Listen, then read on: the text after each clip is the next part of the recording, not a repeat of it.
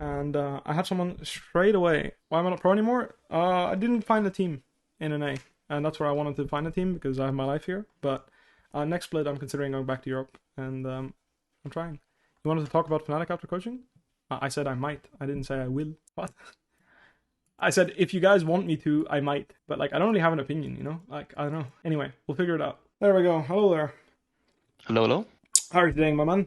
I'm How are good. you today, my man? Oof, Jesus. Can I have you link your OPGG in the text chat we have, For so sure. I can investigate? The story See what's is up. there's plenty to investigate. I don't know how much of it's positive, but plenty to investigate. All right. Nah, it's fine. I can appreciate some self humor. No, I like it. I like it. No, You know, no. you gotta take yourself serious, but not always. All right. Yeah, Gold one. I like it. It's a Danish Trying to humor. improve. Yeah, goal two. Very I nice. had two All right. Let unfortunate me change title. sessions. Definitely a lot better at Syndra than I am at most other champions, but I don't just want to play Syndra, That's so perfectly fine. yeah. What would you like to expand to? Is there any champion in mind? Generally, frankly, I'm more of a control mage player, honestly. I like Okay. Viktor, that kind of thing. Viktor's like, if you look at like my last season, I played him a bit. He was a bit more Okay. competitive. I think I'm pretty well known for Viktor. So if you want, again, I have the first portion where I go through a VOD. So Yeah. I'm just asking so I can go through a VOD of a specific champion with you.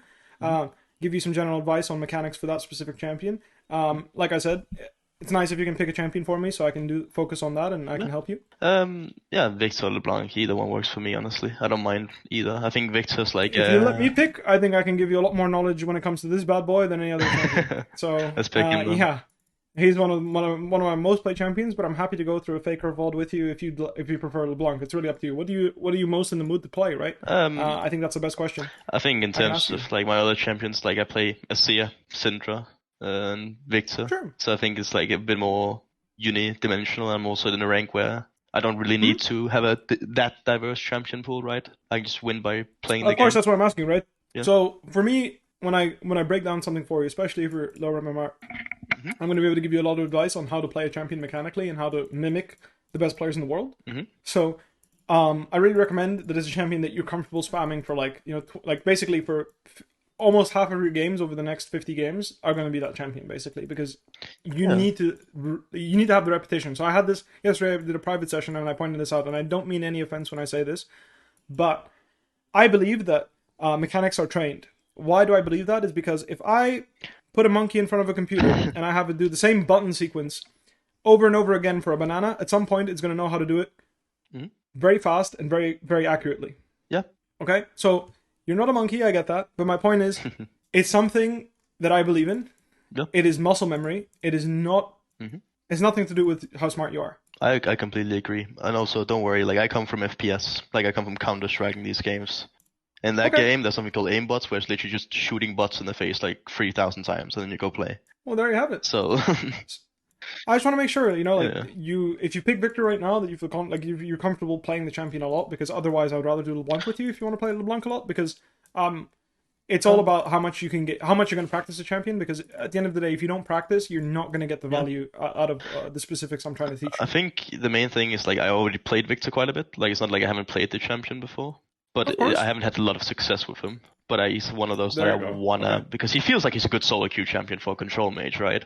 So I'm like, okay, well, Of course, yeah, no, I think he's one of the best control mages in the game, personally. So, for Viktor in specific, because I am a big Viktor fan, what I'm going to do first is jump into game, and I'm going to show you some of the details of what makes a great Viktor player mechanically, okay?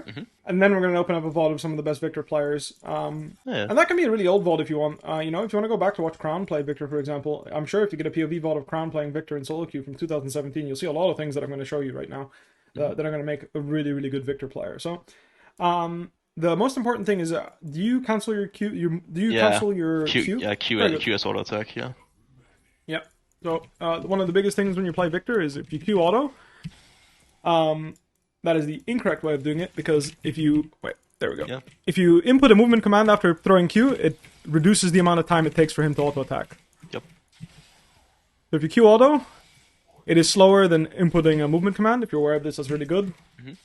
Honestly, I can be faster, but very good that you know this.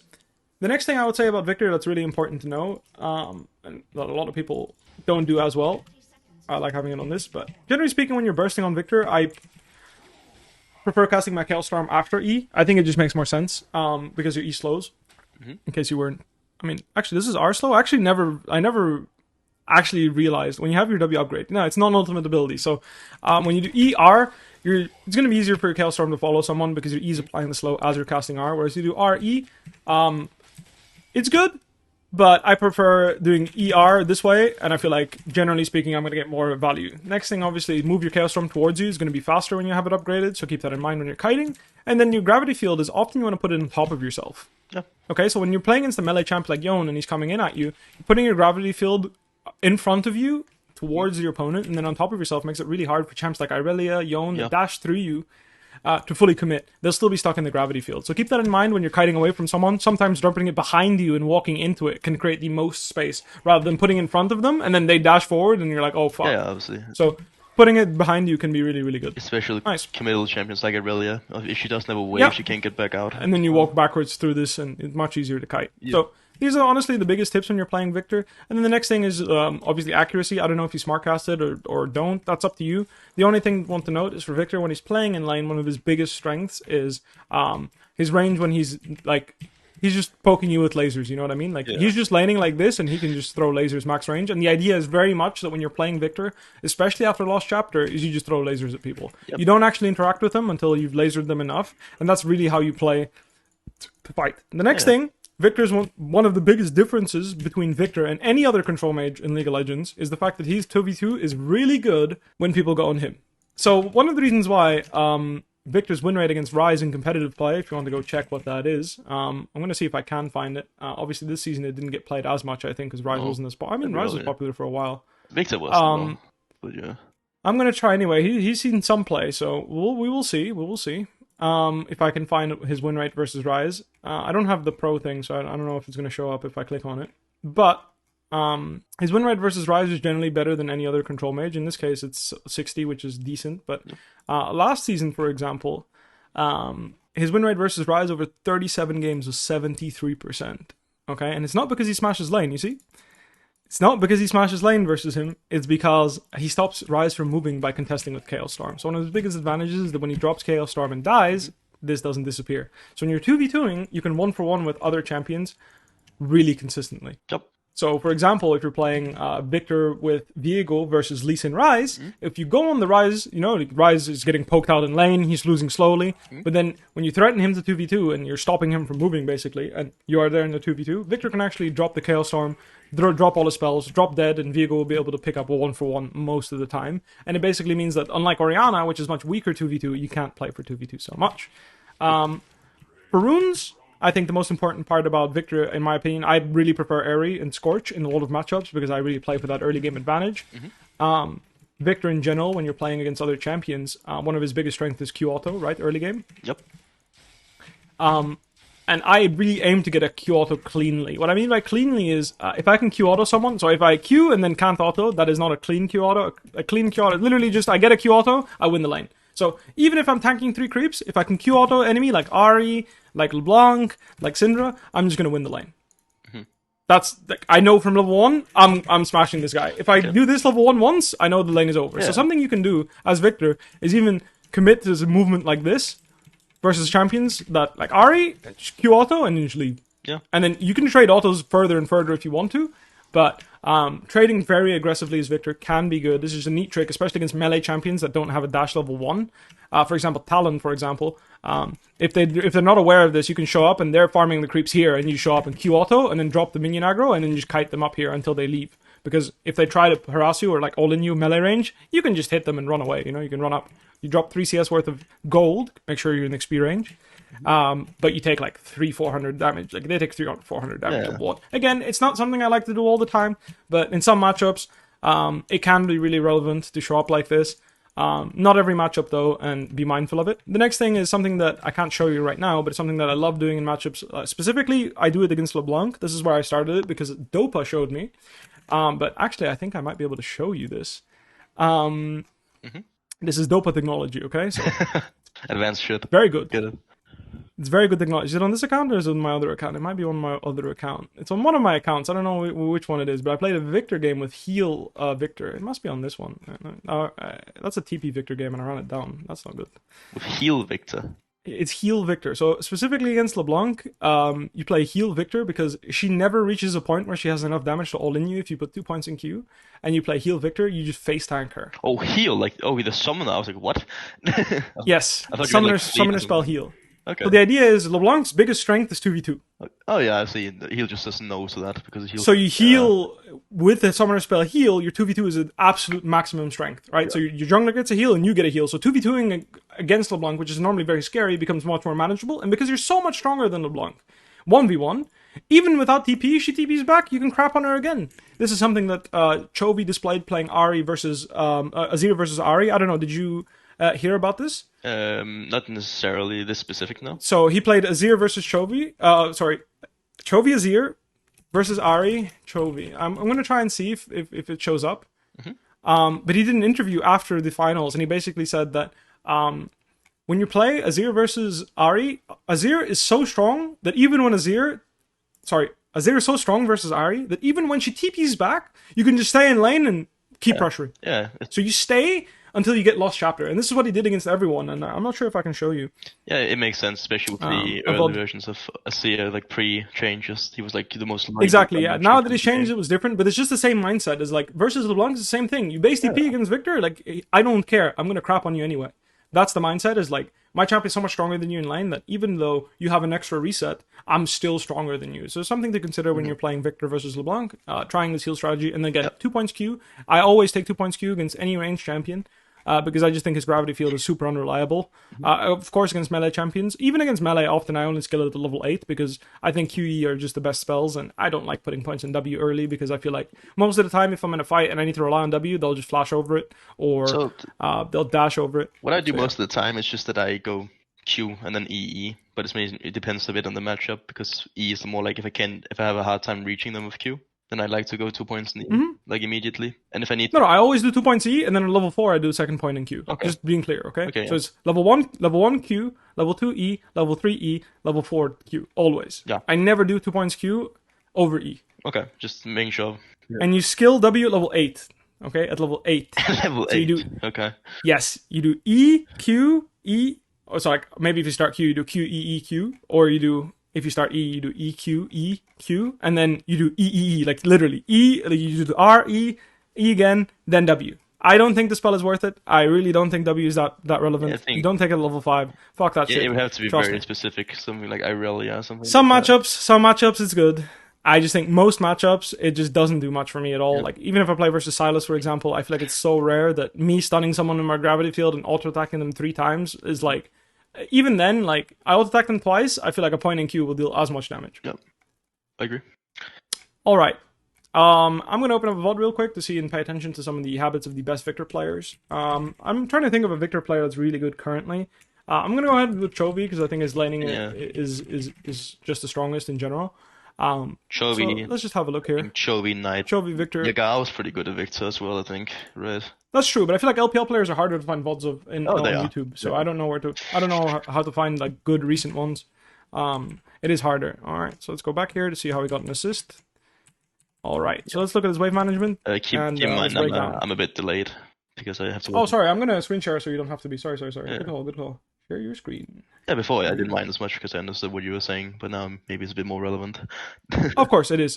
Good call. Thank you. So, looking at Viktor, he's playing footwork Viktor, which is actually something that has been showing up a little bit recently. I think it's interesting. It's something that people have like attempted in the past, and I don't think it's bad, especially if tenacity is relevant. In this case, tenacity isn't relevant, but the extra movement speed really helps when you're harassing melee champions. Like, first of all, the heal is more relevant when you're harassing melee champions.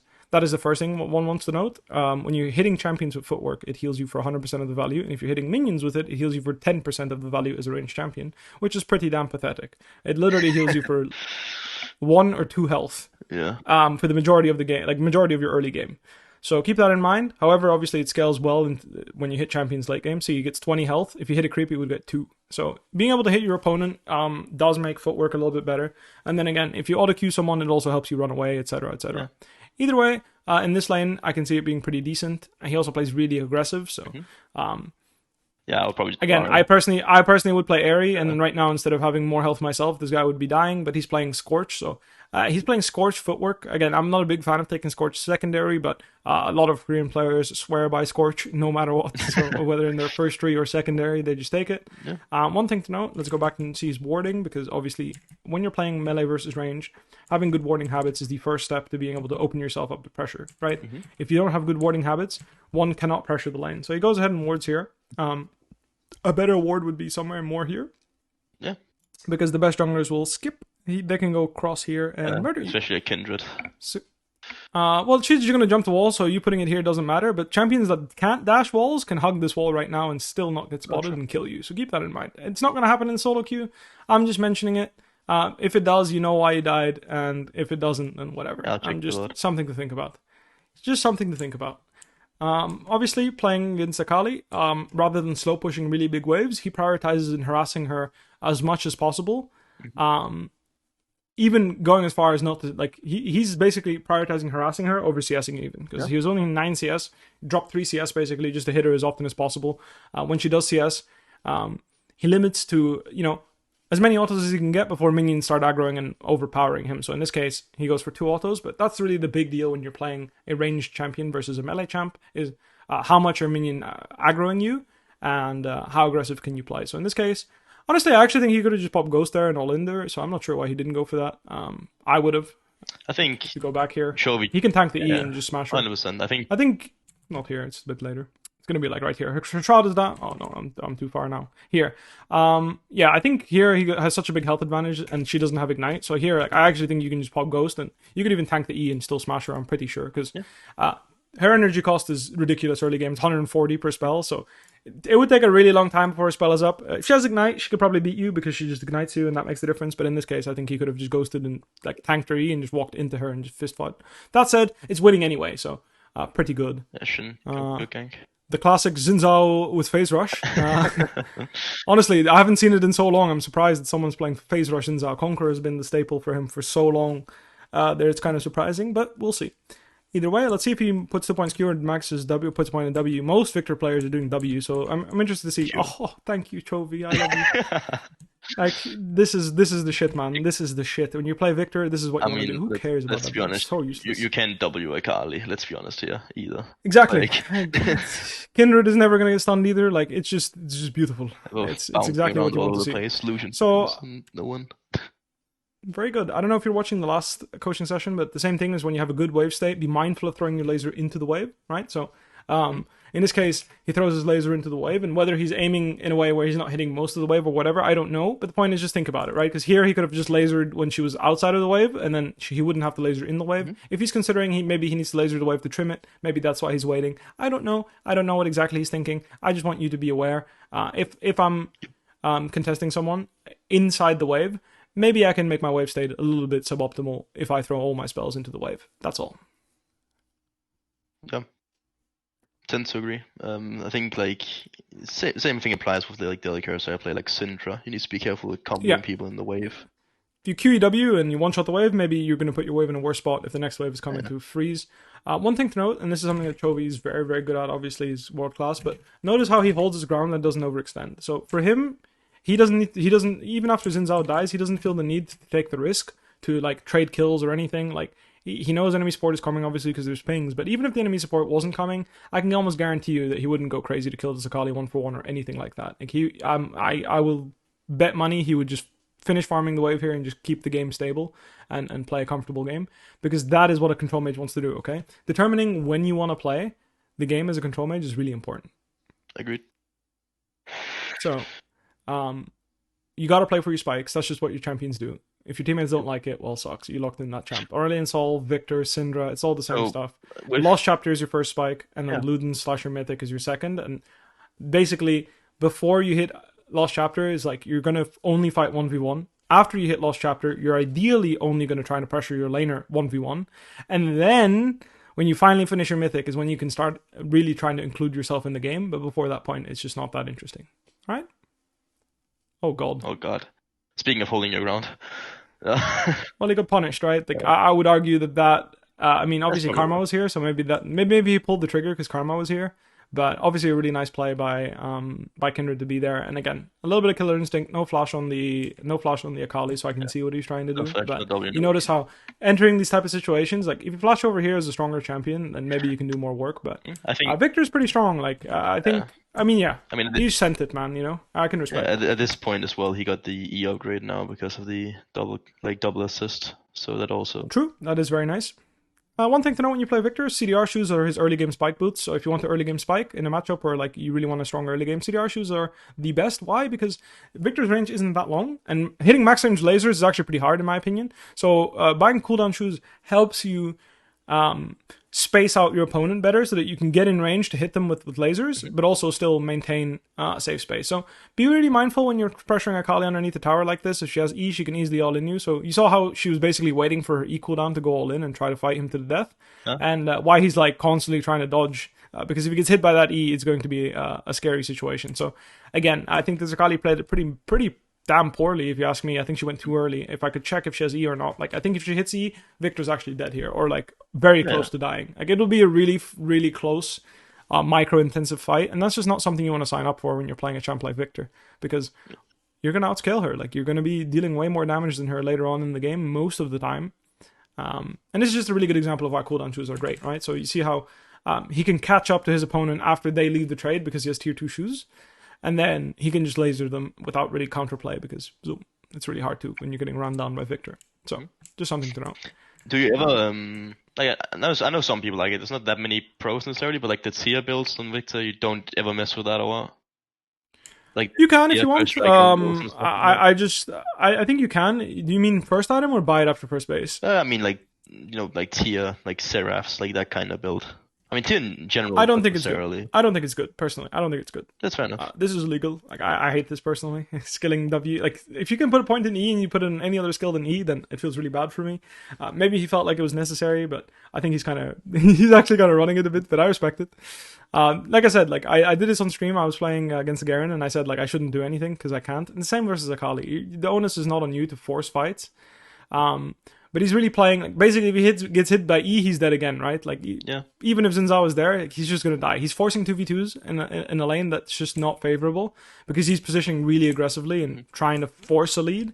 Why that is, I don't know. And again, it's solo queue, so he can do whatever he wants. But it's just really important that you remember that when you play champion like Viktor. You've got to stand your ground. So tier builds, just to fully give you also data behind it. So the thing about tier builds is Viktor actually has a lot of options as damage.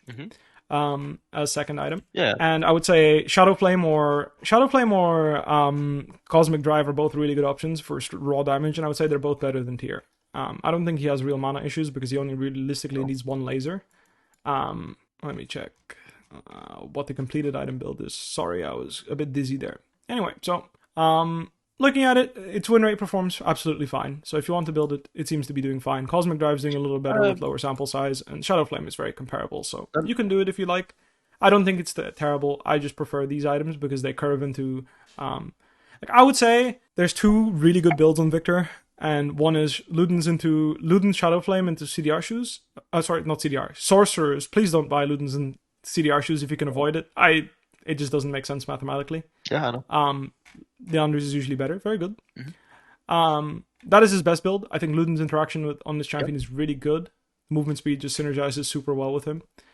But I think the alternative that a lot of people don't build is actually going Liandry's CDR shoes and then you go Cosmic Drive. So I think that build is also really good. Obviously, Sork boots are his highest damage boots. So anytime you can build them and you want to deal damage as a control mage, you should build them.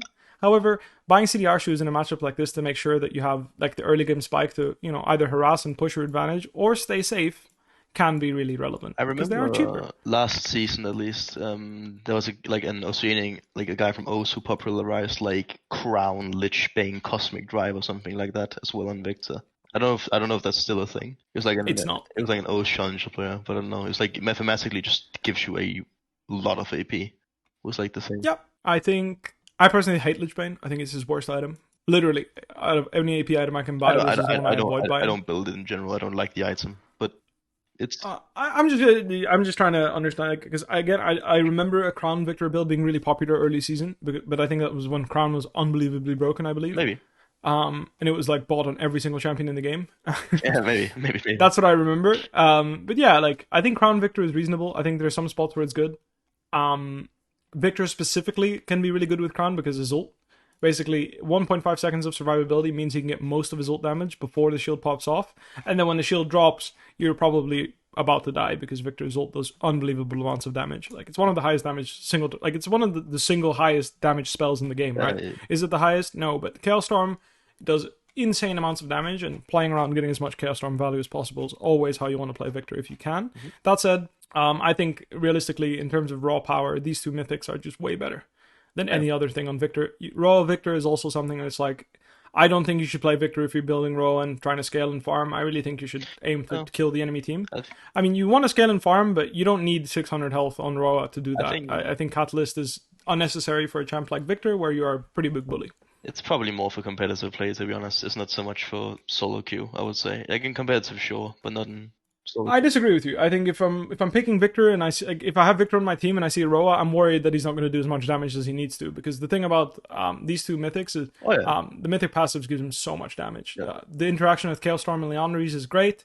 The extra burst and Magic Pen from Ludens is also really good. But again, the fact that Chaos Storm reapplies both of these. So if your Ludens comes up during a fight, near the end of your Chaos Storm, because it does go down in cooldown. So if you are first and you do a full burst combo, I believe you may get 2 Ludens procs, but I'm not 100% sure on that. I actually don't know if Chaos Storm refreshes it by itself. I can test that for you whilst we talk about it. But basically, I would say Ludens is by far his best item. If you can get a Ludens Sork Boots game on Victor, that is almost always the path for me to go, if you're single AP. But if you cannot, I do think CDR Shoes Leandries or Sork Boots Leandries are very, very good. I tend to generally, maybe it's a mistake, right? That's partially why I'm here, right? But I tend to, like, Leandris as an item, I value probably like the highest in the game. Okay. I just think it's like that's fine, yeah. broken item in the game. I don't mind. I think it's a really good item. The only thing I will say is if you buy Leandries, you usually don't have the ability to one-shot squishy champions, and that is a big deal. I will say being able to delete someone between being able to burst someone can be a big difference. I'm just going to test this real quick. A lot of the maybe this gives you, like, you're probably going to see later, right? But to some extent, then how do you say it? A lot of my games don't come from like early game, like lane dominance. Come from just outscaling and murdering like the entire enemy team in a team fight. That's not how I normally play games. So it's also partially why I'm interested in Viktor, because Viktor's a bit more like not Syndra, you know. I would agree with you, though. Syndra, I think, is much more upscaling than she used to be. But I 100% agree with you. I go the like. Victor is a turbo scaler. I mean, I go the first strike, like health, like full on scaling build on the. Okay. Syndra. Are you a Nemesis fan by any chance? No, I do know it's his build, but no. Not necessarily. Oh, I'm just asking because you sound like someone that would enjoy his content. I think he's very good at playing these control mages. If you want to check out a player that streams regularly that is very good at this, I do recommend watching him. He's very good. I do follow him on Twitch, but I wouldn't consider myself like a fan, if you know what I mean. No, it's okay. I understand. Again, no hard feelings. I was just asking because you're describing how he likes to play the game and how the champions he likes to play. So I was just mentioning, in case you aren't, maybe you should be, because he actually really, in my opinion, is one of the best in the world at playing these greedy setups and scaling really hard. So, for example, he'll play Doran's Ring with 1 potion in a lot of these matchups, like, for example, against Akali. And I just think it's, like, very unique, but still smart, you know? If that's what your game plan is and you're very good at using it, that's great. All right. Either way, I personally think Ludens is the best. That's right. Like, I don't know. I think it's the best for Viktor because I think being able to actually burst someone and like literally delete them is, first of all, really valuable. Second of all, I just tested it, and yes, you can get 2 Ludens procs if you do R first and then the rest of your spells, which is what we discussed earlier. But again, Ludens is like, Leandri is perfectly fine. I will say, I noticed that Sork Boots are the biggest difference maker in how much MR the enemy team has between like how much damage I can do in like the mindset that you will enter will heavily change on how much MR there is and how bursty your build is. So if you're playing a Leandri's build, regardless of what you're playing against, your mindset will not be to one-shot people. Your mindset will be to use Chaos Storm to whittle down usually their front line and like poke people more than like I'm just dropping all my spells and putting you to 20% health, which is what I like to do when I'm playing Viktor. When I'm fed, I really like to play him as like a burst mage, you know, like I just show up and I absolutely one-shot someone. Yep. Anyway, this is why I hate W as a spell. It doesn't really do shit for me. The Ghost Victor just ran him down, actually. I did not expect that, but there you go. W just, I don't know, every time I use it, I just feel like, wow, it didn't do shit. I like using it to control space and basically tell people not to go there, but I think that's like the limit of what it can do. I don't think it's an actual, like, you know, good healing spell. Either way, let's go, you know, to the later game portion of this VOD, because I want to understand a little bit. Obviously, his laning phase is really good, and if you want me to, I can break down some of, like, it's hard for me to break down much because I think it's pretty straightforward. And honestly, I don't think he's playing very smart, so I don't want to go into his decision making, because I don't think you should walk up to Akali's tier 1 tower and start hitting her and tell her you're not hitting E.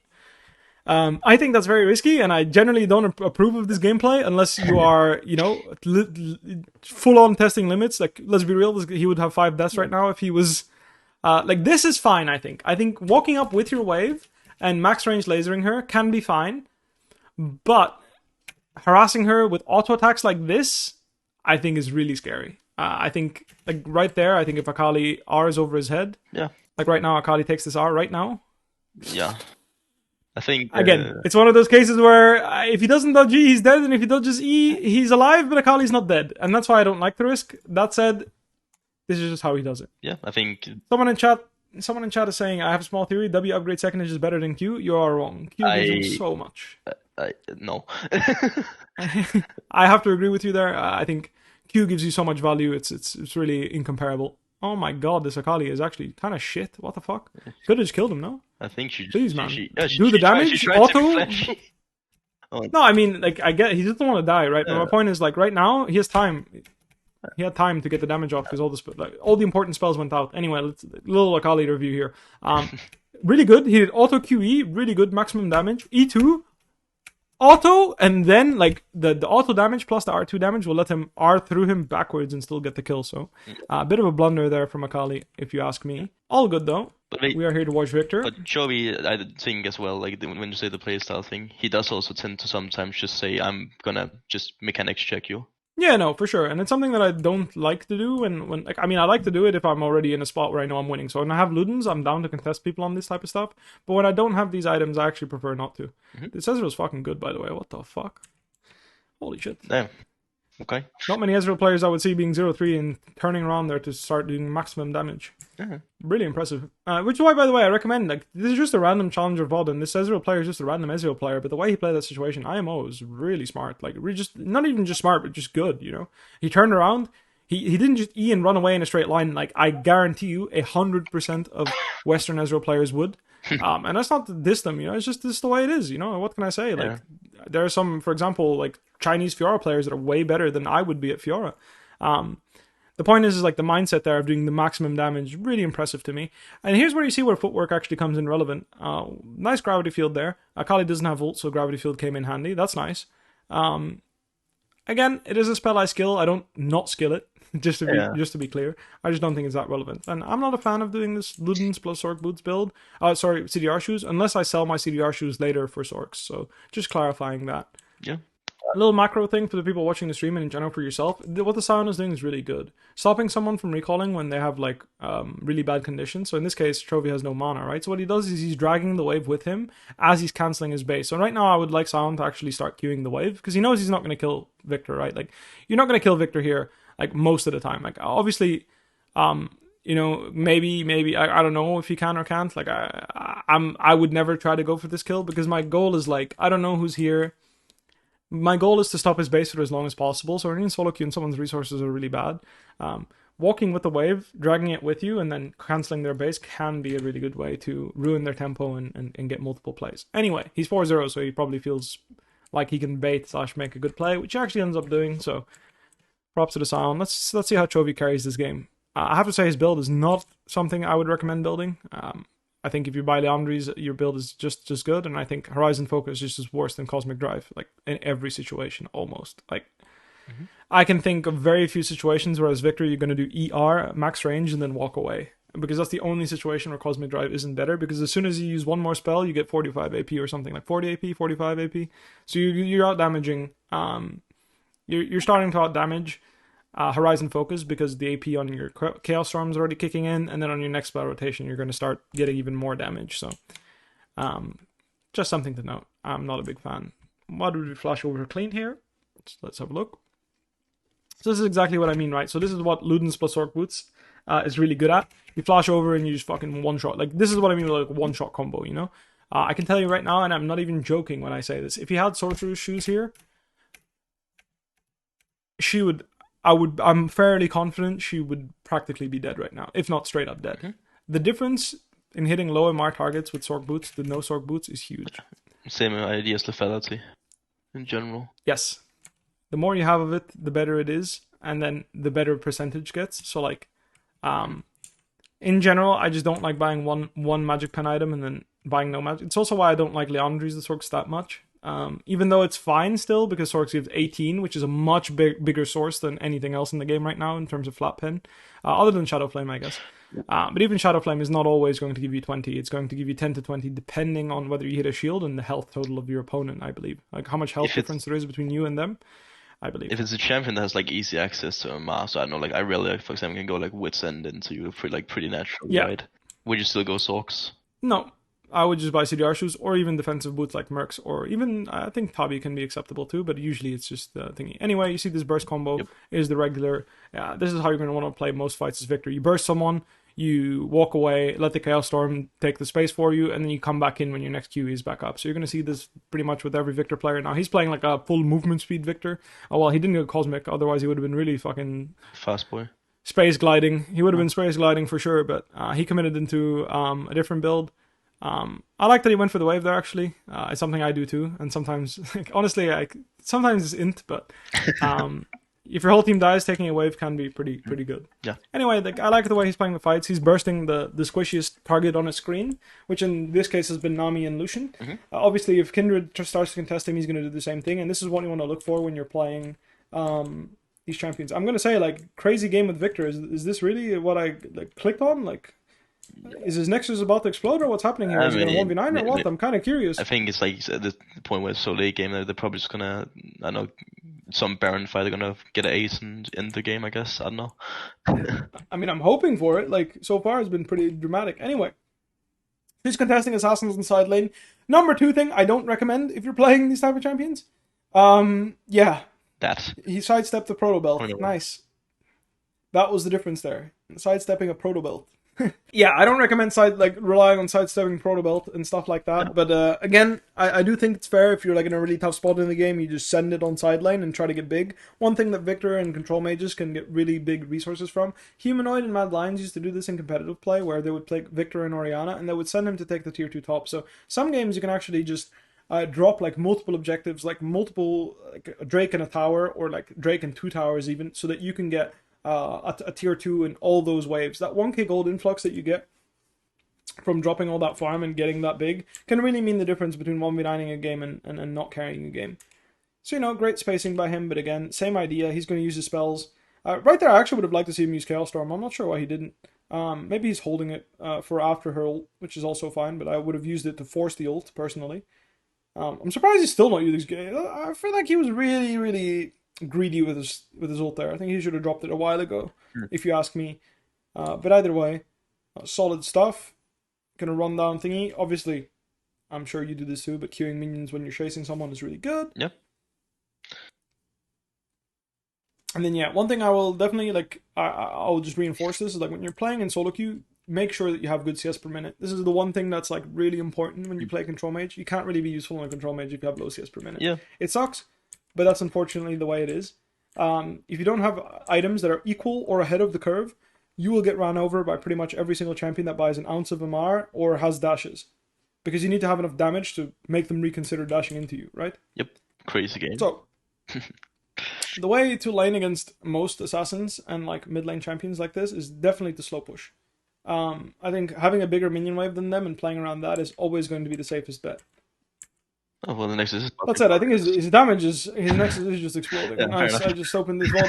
His Nexus is just exploding. You'll have to see it. I mean... Maybe on this vault it is from last season, but that's okay. Viktor didn't change, did he? I don't think so. Unless it's like play style. No, I wouldn't say. I mean, he's playing Dematerializer, which is a first round Dematerializer game. There you go. This is what you like running, right? So let's have a look. Yeah, I also like Gary. It's just what feels more like No, I understand. Both are really good. Like I said, I'm an Ahri fan because I really play for advantages. So there, I would always auto queue my opponent and drop the CS. For me personally, I think attacking someone's health bar is like more valuable for me.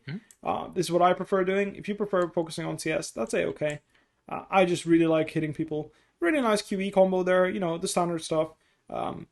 Starting to poke people as early as level 2, level 1, level 2, looking for lasers. I don't like throwing lasers too much, like on cooldown. I like, there, like Q laser makes sense, especially if you're playing against like a Doran Shield champion, refreshing their Doran Shield by proccing laser and Scorch type of deal. Not a big fan personally. Yeah. But if you're doing Q laser, I think it is good. Otherwise, I would just try to proc mana flow with it and not laser too much aggressively, unless he's like already really low because of a really hard trade level 1 or something. I generally try to avoid using rank 1 laser before very rank good, 2, because it's just really mana inefficient. Exactly, the mana to damage conversion is not very good. It just sucks, really. Rank 2, it's okay. Nice patience by Silence there. I agree. Yeah. Rank 2 is when it starts getting decent, and then obviously the later the game goes, you have Lost Chapter anyway, so it doesn't matter. But even of rank 3 already, it feels very good. You're paying 18 mana to do like 150 to 180 damage, depending on whether they buy MR and whether you have AP or boots or whatever. But the point is, it's already pretty good. So he actually had to respect a lot and burn his flash. It was nicely played by Silas. So when I review VODs, is something I pay attention to is also how Silas not Eing immediately here is a sign of just strong gameplay. Let's count how many auto attacks Viego gets because he was patient. 1, 2 extra auto attacks, it's for free. And just by being patient, and also him still having E and throwing it then means he has to flash it immediately. Like, you only have an opportunity to dodge for so long in a lot of situations, and having the mindfulness to to hold your spells can sometimes be the right call. Now, one thing to note is here, he actually base DPs, even though I actually like that the base DPs, because if he doesn't have full strength, Silas can just, first of all, own him 1v1, because he's too low, and then second of all, he base DPs, buys a pink, wards for himself, and then calls his jungler here, right? So, he pings on my way on the tower. See what I mean? Like, look at his pings. Yeah, he wants him to help... Actually, it was Nocturne that pinged for him. He wants him to help crash it, because otherwise Viego's just gonna kill him. So he's getting full resources in case there's a 2v2, because Viktor's weaker than Silas, right? So he needs some form of gold advantage or health advantage in order to contest 2v2. I think so that's exactly what he does. When in the season is this game?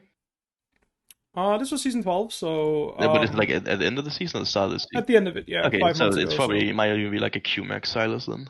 It's like very much could be, yeah.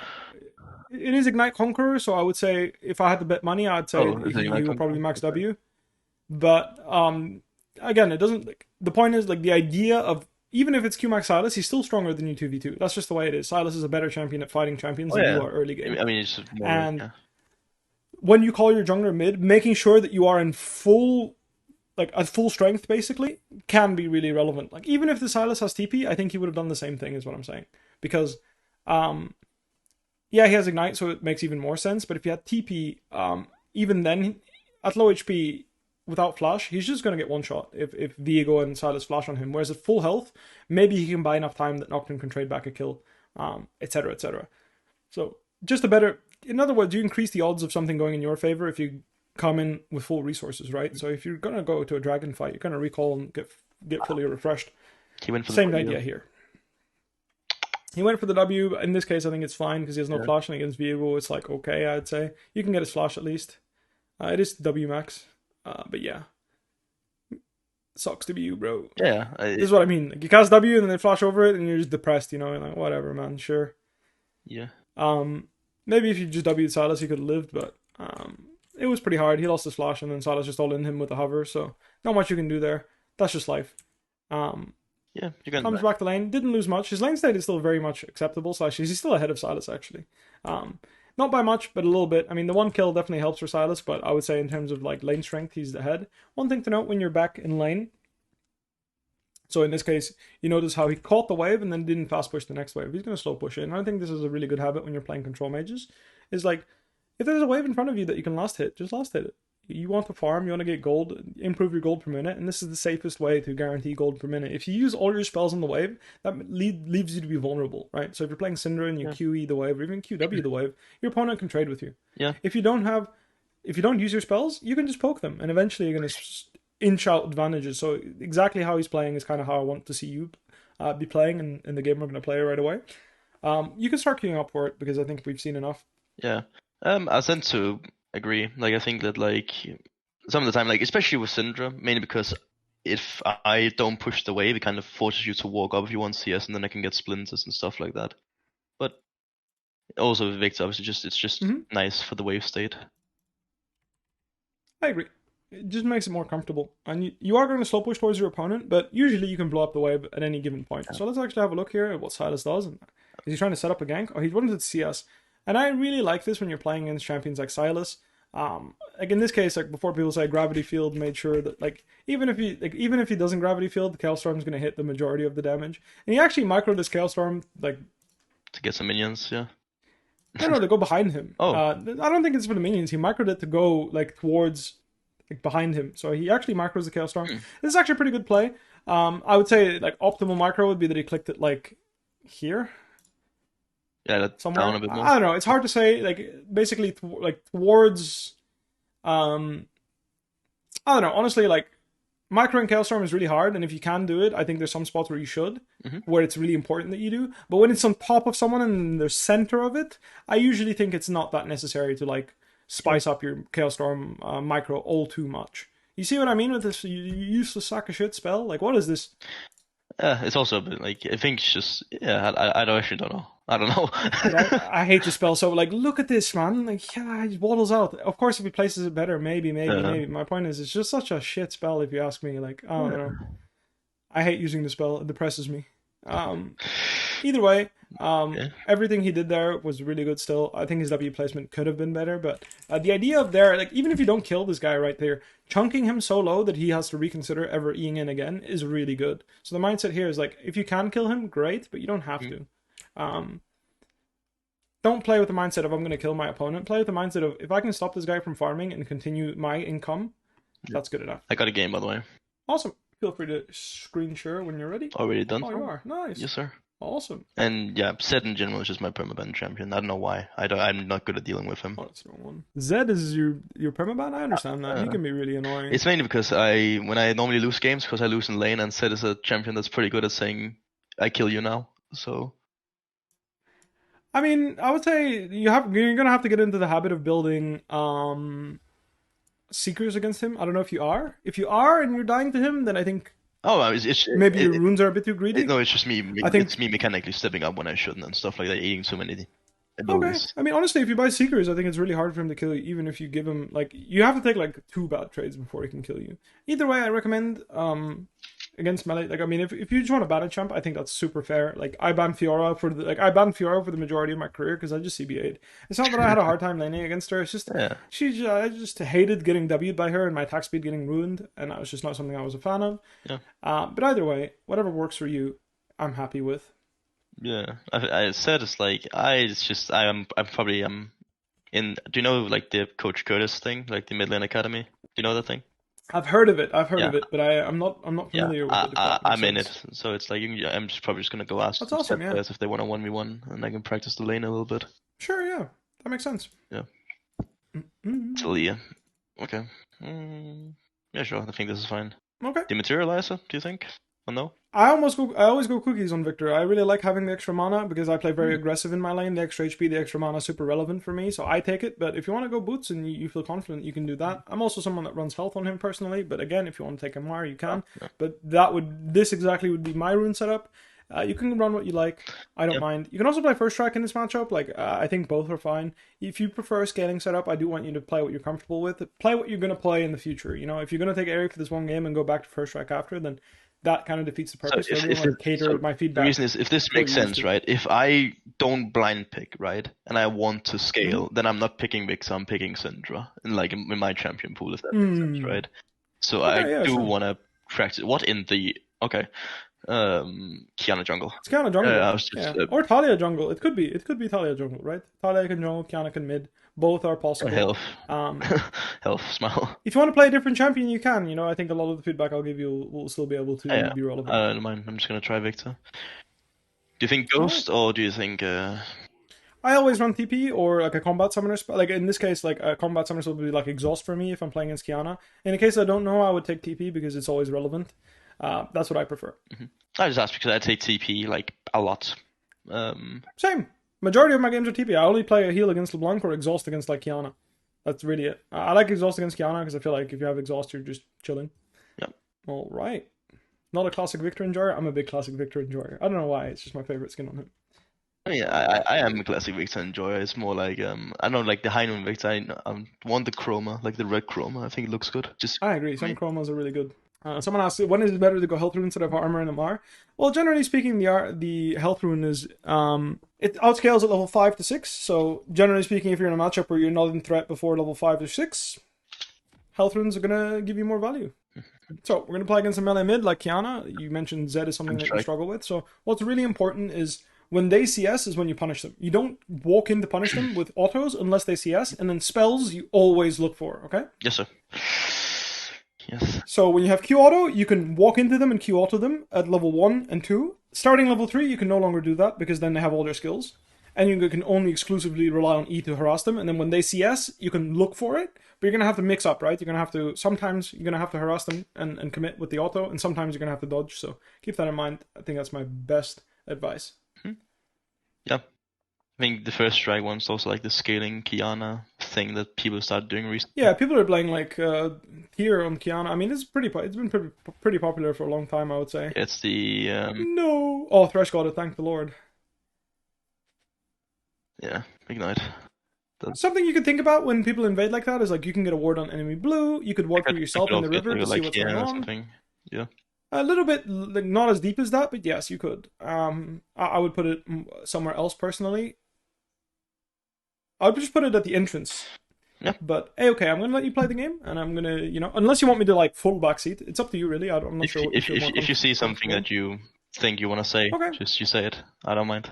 Okay, so like right now, just make sure you're ready to Q auto her, so you can step into the wave and trade with her, right? Like, so you can step in, perfect, really good. You basically zone her, make her uncomfortable, nice. Same thing here, nice, solid. So when your Q is up and there's a few range creeps threatening you, you can like you can step into the wave and basically take a little bit more space than max range of what your max range is, right? Yep.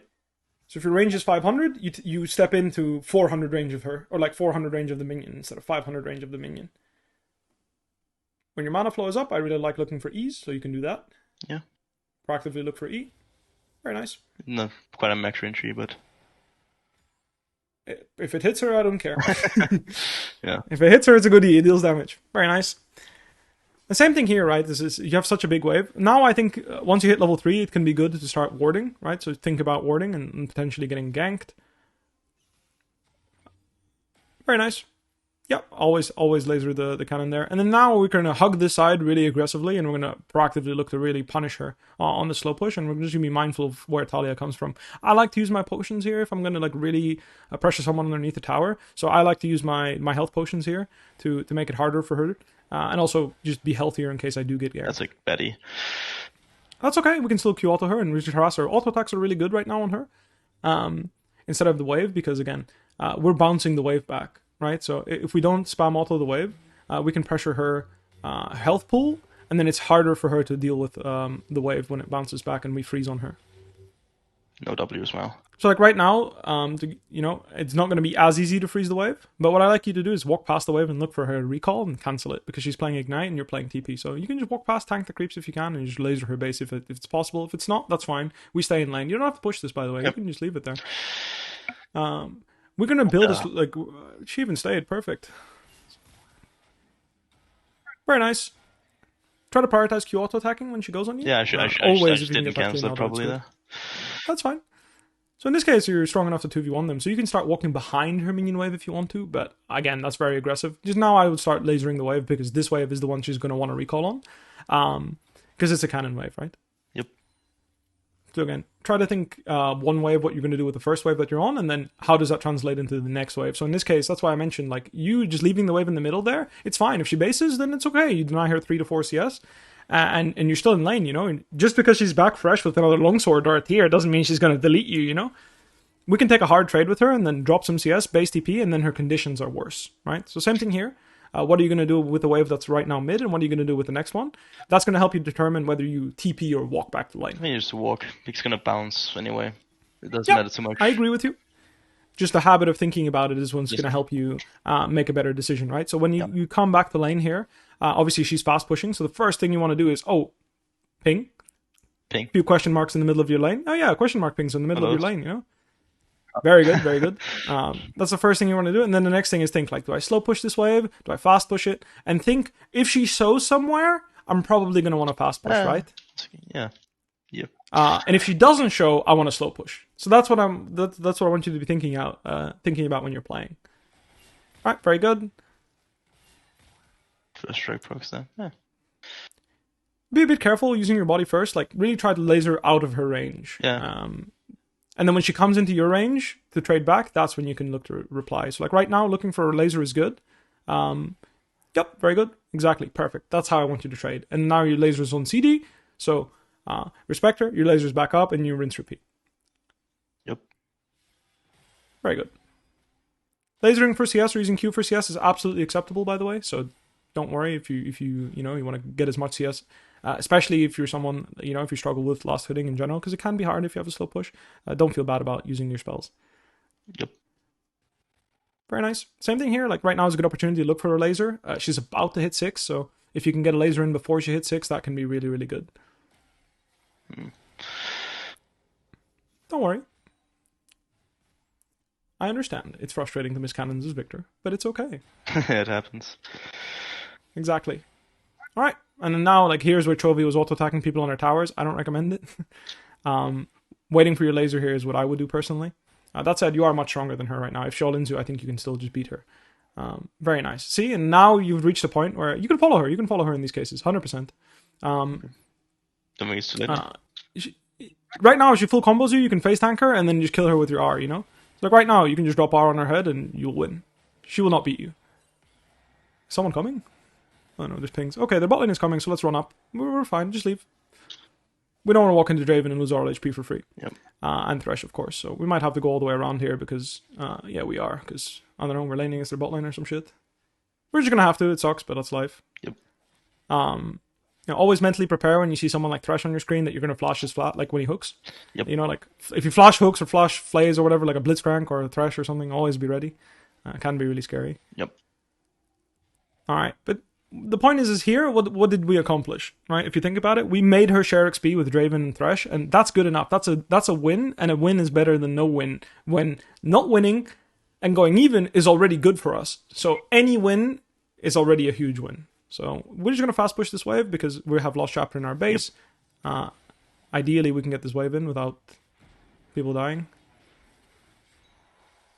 Well, that would have been the case where Gravity Field would have been useful. Unfortunately, yeah, Kayn dragged people into our lane, and for some reason we've had Draven in our lane the whole time. Tell your bot lane to leave. Start pinging that Kiana can move. So like what I like to do is like ping Kiana. Exactly. Perfect. Some danger pings and Kiana's alive. Can't do better than that. And then now, nice little TP back since they're pushing the wave. Yep. Very nice. But like I mentioned, being able to recognize when you're stronger than your opponent is a really big deal when you're playing Control Mage. Because understanding the break, like the threshold of like, I can face check you and win, to like, I have to respect you, really changes how much pressure you can allow the opponent to put on the game. Nice. I like it. Using this opportunity to, using that small amount of time you can use to ward, but I'm going to review that with you anyway, so don't worry. True. And slow pushing this wave is A-okay. So as a control mage, I think it's really good to think about how you're going to respond if Kiana runs to the Herald right now, for example. That is something that's really good to think about. Really good. This is exactly how I want you to play the lane. Just throw your lasers and just only reply to her. She throws her spells, you react. But you don't run into her to Q her. Awesome. Ping missing so Kayn doesn't get burst. Oh, never mind. Yep. I was worried the Kayn would face check her and die there because we don't want to give any freebies to her. Nice. Your laser is down, so, we just reply. This is really good. Awesome. It's all good. Yeah. Again, when it comes to CSing, I can go over it with you if you like in the review, or if you feel like I don't you mind. already have enough knowledge. It's not tilt. It's just me like kind of laughing myself because I'm like. Okay. It's fine. Yeah. Honestly, that's the best way to do it. Like I miss some CS as well, and it's life, you know. Sometimes you just whiff. It doesn't matter. Yeah, same thing. I come from FPS. Sometimes you just miss. Exactly. Sometimes you just don't hit those shots. I like that a lot. Very nice.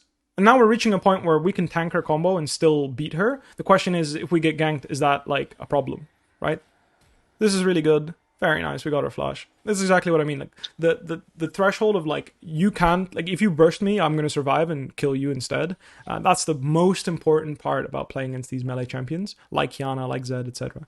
And here, aiming for the Talia is actually better in my opinion than it is for aiming for Kiana. And you're starting to fuck up the Talia instead, just like that. Yeah, really good. Because in this case, she doesn't have any mana, the Kiana. You don't have to be so greedy with trying to hit her. You can just start fist fighting the Talia instead. And if she jumps in, like she's 1 HP. Like 2 auto attacks will kill her. Either way, this is really good. We're going to take a plate here. Play them back. And we're going to recall, yeah. Really good. Awesome. Perfect base for Sork Shoes, which is what I would go for. Warding over the wall here is really good. We have 2 ward stacks, so we might as well. And also you can pink here in case you're worried that there's vision. You can pink as you're recalling, as you start the recall, so that Talia doesn't cancel your base.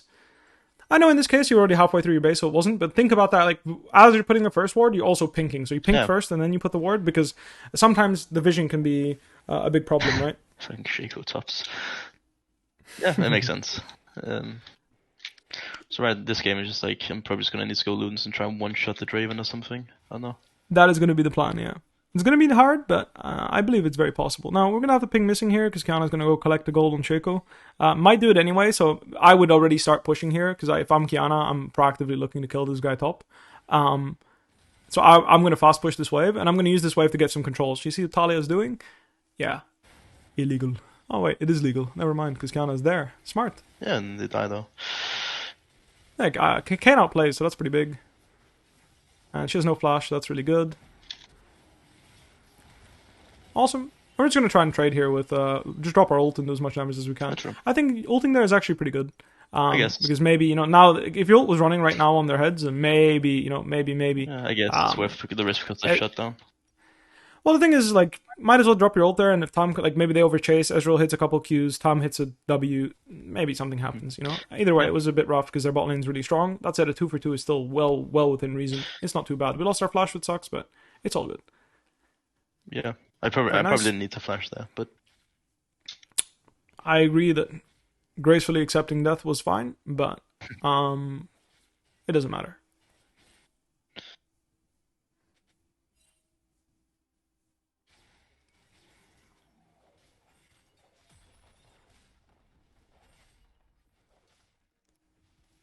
All right.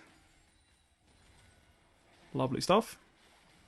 Be mindful here. Don't get baited and hooked and die. That's really bad. Like, this fight is just really bad. Nice.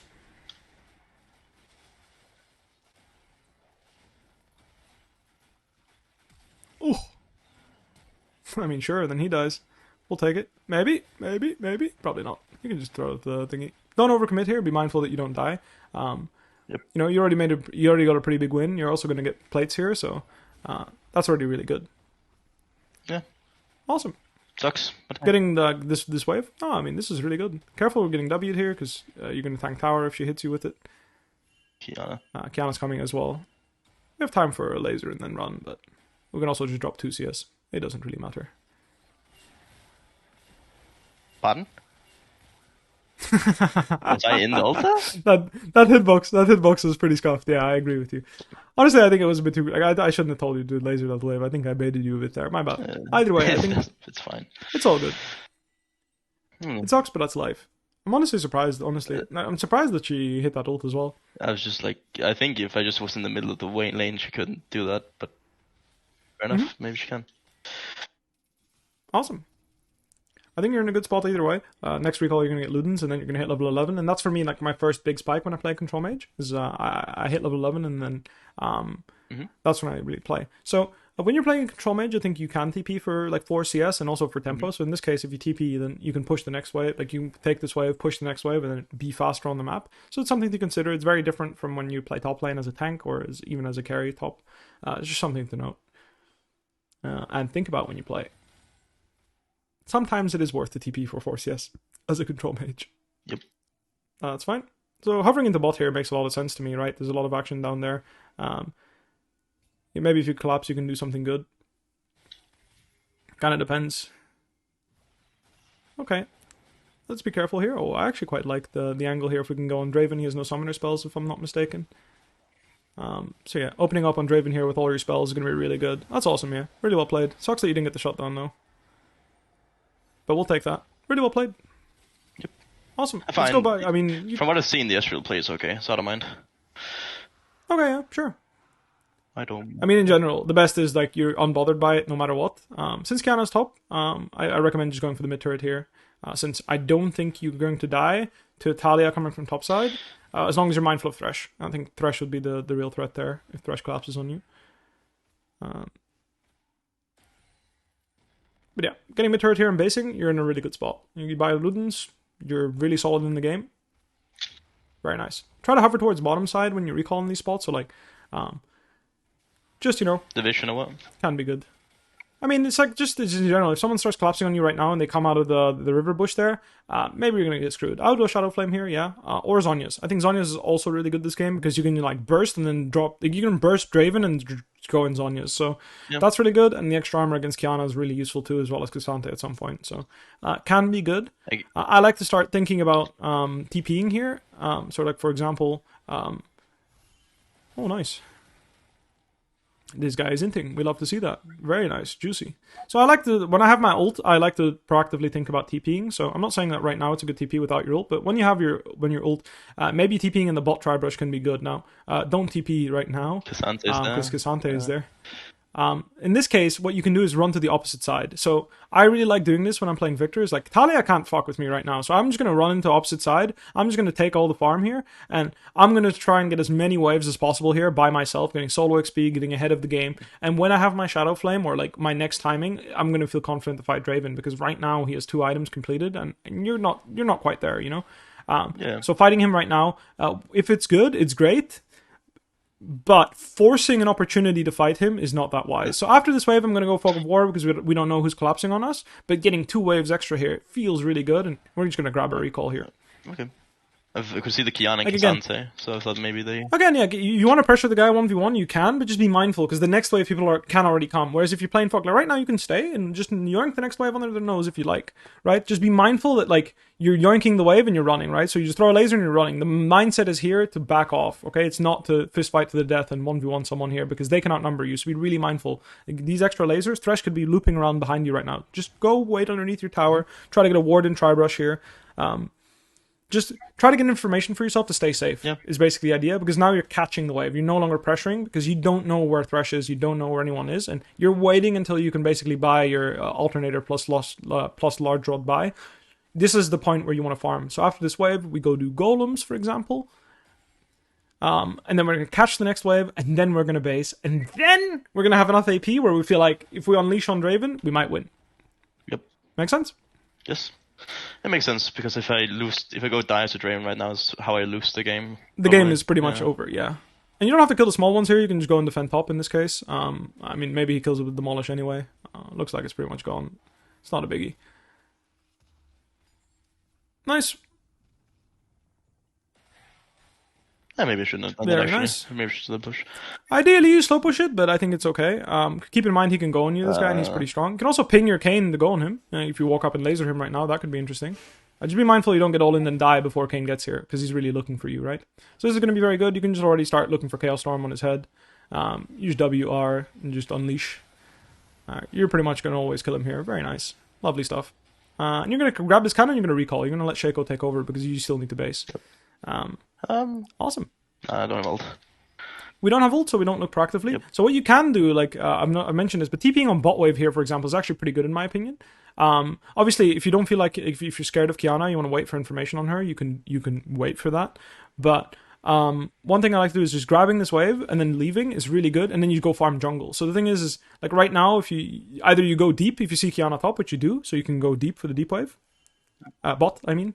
Yeah, you go get that wave bot deep because you see Kiana. Okay. So you were scared of pushing further because you didn't see Kiana, but now that you see Kiana, you know you can push further. And then you one-shot this wave, and then you disappear again because now you're scared of Cassante. Does that make sense? Yep. So you just check like who am I scared of, who will stop me from farming, and then you run away from them. So right now we're gonna laser this wave and start running because we don't want to fight Cassante all in right now. He will smash you. Oh yeah.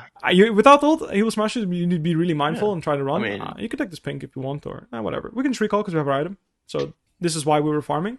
Now we're gonna have R, and then we're gonna pressure really hard. And now we're gonna look for an active opportunity, basically, right? We're gonna group with our team after doing top waves, and we're gonna look to fight. So first we go top because farming is important. Okay, I just want to help Ezreal, maybe catch this Herald. We catch one wave and then we move. Again, you can catch the Herald, but at the end of the day, you need to keep your income going. And if this fight goes wrong, having been able to catch one wave is good. So right now, we're going to catch this one wave, and of course, kill her if she wants to die. You can use your ult. Don't be shy.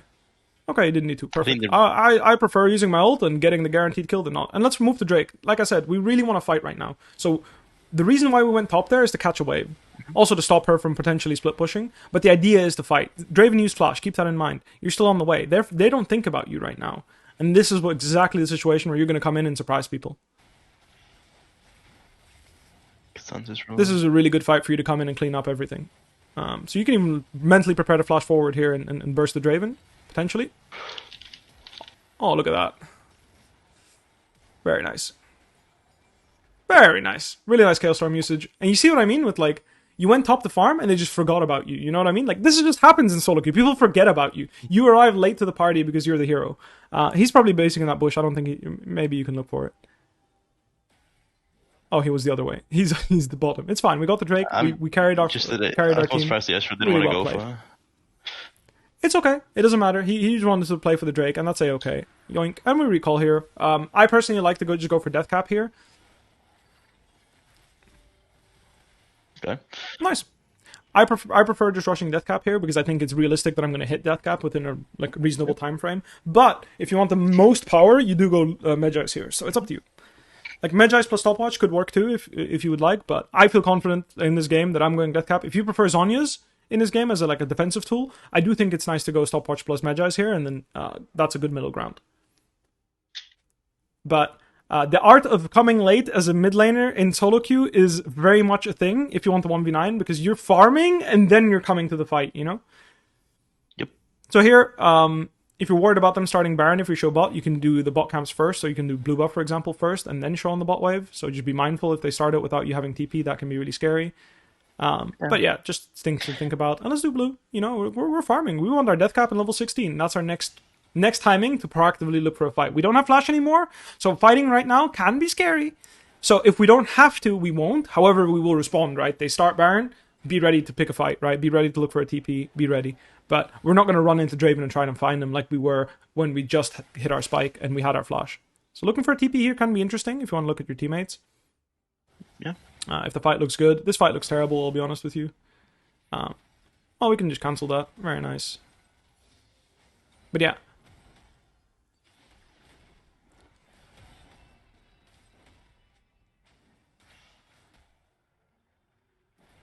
Again, it all depends on how confident you are. I do think you can beat him. I also think he can beat you, so it kind of depends on how well you play.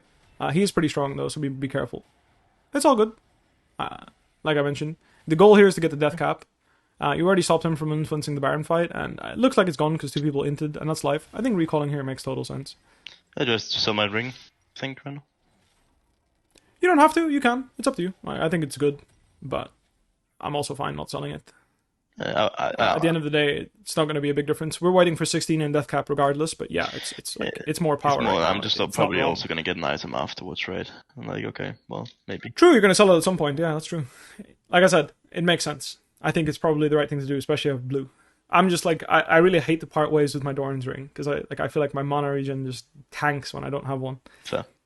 Either way, we'll grab this wave. Next wave, they can come and gank us. So we're going to have to sneak. We're going to one-shot this and the next wave together and then run. So one laser right now and we get the fuck out. Like right now, you start running already. Whee! As in, like, really rotten, you know? Like, not CS crazy. I respect it, but, like, Thresh, Talia, etc. can all be running at you. So, like, the idea there is you one-shot the wave so they can't Baron buff it, and then you run away. You know, like, you kill as many creeps as you can, and then run. The idea is not to take the whole wave. The idea is to take as much of it as you can. This could be actually interesting here, yeah. This is maybe a good choke point. If you want to drop your ult here, could be interesting. Very nice. There, I think it would have been good if you just took the cone and ran away. Yeah, because your Chaos Storm's going to do most of the work anyway. That would have been better, but I'm okay with this, you know? Like, you came in, you traded 2 for 2. Like I said, if you took the cone and ran, I think you would have lived, most likely. But even if you don't, the point is like, that was a good timing for you to just send it. Yeah. So pretty good. Also, if you had any top laner that wasn't completely useless, like AP Shaco, that would have been a really good play. Yeah. Imagine with Aatrox or something. Just anything. Like, it doesn't even, like, literally. Aatrox is probably on the weaker side even of things that people can play. But, like, I just like Aatrox. Fucking good champion. Oh, yeah, cool. I like him too. He's cool. Just anything, you know? Shaco literally stared at Draven there. I swear. I don't even know if he pressed E on him. And even if he did, I don't know if it would have done any damage. Probably not, let's be honest. Very nice.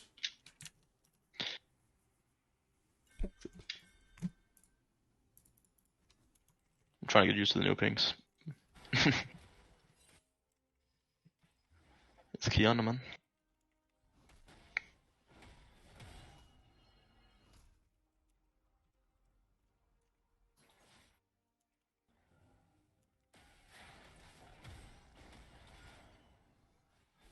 Very nice. Alright. I just realized I scheduled something and I wasn't there, but it's fine. I rescheduled. Let's focus on this. So now, level 16s are the next biggest spike. So I really want you to try and wait before you use Chaos Storm. Like, try really, when you're playing by yourself, really hit that 16. And now you got it. You got Death Cap, you got 16. I want to see you start grouping again and look for a fight. So right now, looking for a fight is ideal. Same reasoning as earlier. And if you can be fashionably late, that's best. But sometimes you just can't afford to do that because your teammates are too weak, right? Yeah. So just keep that in mind. I think also this top lane is maybe a bit hard to not be there. Can be, yes. Can be, yeah. Can be. Alright. So we are sweeping here. Just like I said, like right now you one-shot Talia, right? So aiming for Talia and one-shotting her and then leaving is good enough. Just be mindful you don't get hooked or die to anything like that. Thresh right now also, like, you see how much damage you do to him, right? Like, there, if you were ready, I think you gotta just full bursted him and just deleted him. Anyone on your screen that's not Cassante right now is a target. Kiana, you will one-shot. Draven, you will basically put him to 1 HP because he has MR and shield bow, so you can't one-shot him. So yeah, the mindset here has to be you burst him and then run. You can't let him hit you back, right? You have to throw all your spells and run. So that usually means you don't Q. You just do ER and run. If you can one-shot someone, you Q them. If you can't one-shot someone, ER and run. Yeah. He'll heal too much if if he gets to attack me. Exactly. And the idea is if you can put him to 10% health or even to 30% health, maybe Kayn will finish him off or someone will finish him off, and that's good enough. Also, if you're next to Tom, you can actually commit to trading autos because Tom will eat you. So keep that in mind. Hopefully, if Tom doesn't eat you, you can report him. Then this is bad. So recalling here is pretty good. I recommend it. Again, Ezreal, you're taking mid wave, so Ezreal's going to take the top waves. And I recommend buying a stopwatch. I think a stopwatch is better than the AP because, again, full bursting and then going in stasis is a really good way to stop him from exhausting you, for example. So Draven has exhaust this game, so avoiding exhaust with stopwatch is really good.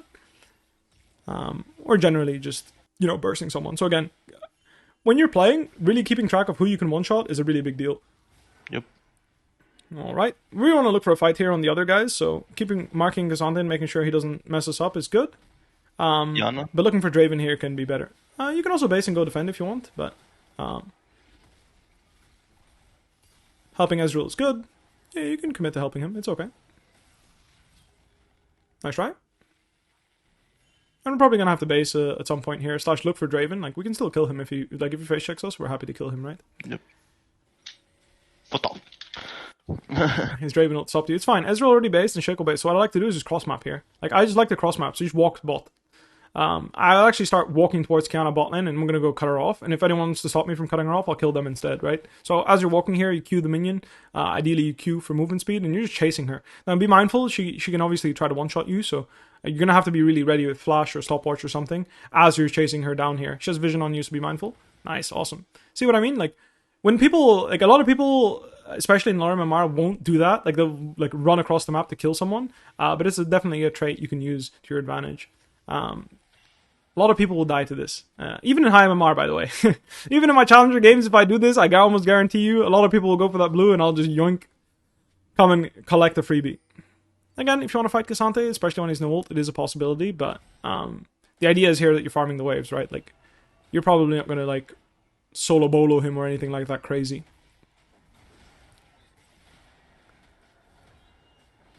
Probably the opposite, honestly, apparently. His champion's pretty strong, so be mindful. If you have to trade flashes, that's A-okay.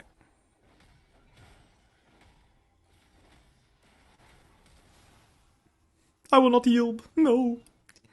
It's all good. It's not a big deal. Like, he went for a Force Nature, and like usually when tanks go Force Nature and you don't have Void, they just kind of run you over. But unfortunately, you don't have the freedom to go for Void Staff because you need Zhonya's this game, in my opinion. Against Kiana and Draven being this fed, it's just going to be a really hard game if you don't do that. I can probably do it safe fight, maybe, but maybe, I guess, at least. I think if he's good, he's always going to win that fight, like usually. Sure. You have TP, so try to think of a way where you can TP and help. But without ult, it might be tough. It's just the only Looks person there. Doomed. Yeah, and I wouldn't really count Shaco as one either for now. Yeah. Maybe I don't. I mean, AP Shaco isn't bad at creating space, but I don't know. Like, I don't mind AP Shaco. I actually like it when it's jungle. But I think top lane, usually it's worse than the average top laner. Probably. It's considering TPing there.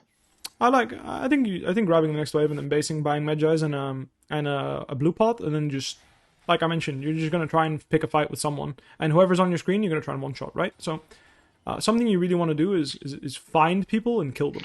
So if I find like Fresh, right, do I just go for him? One shot him. Yeah, one shot him and leave. I mean, just buy the Medjais if you can't afford the blue pot, it's fine. But yeah, you just one-shot him and then leave. Obviously, don't let him hook you or flay you. Then you die. So you have to avoid that. But the idea is very much like, you basically want to take one member off the map, right? And who that is doesn't matter. If it's Thresh, it's fine. It's better to kill Thresh than leave Thresh alive, you know what I mean? Like, is it easier to play 4v5 or 5v5? That's the question. And if Thresh is the only opportunity, that the only guy that gives you an opportunity to one-shot them, then that's so be it. I don't think you should TP here. I mean, you can look for it, but Shaco's dead, and like in general, TPing into a fight can be really dangerous. Farming the next wave is A-okay. Backing and getting pot or what?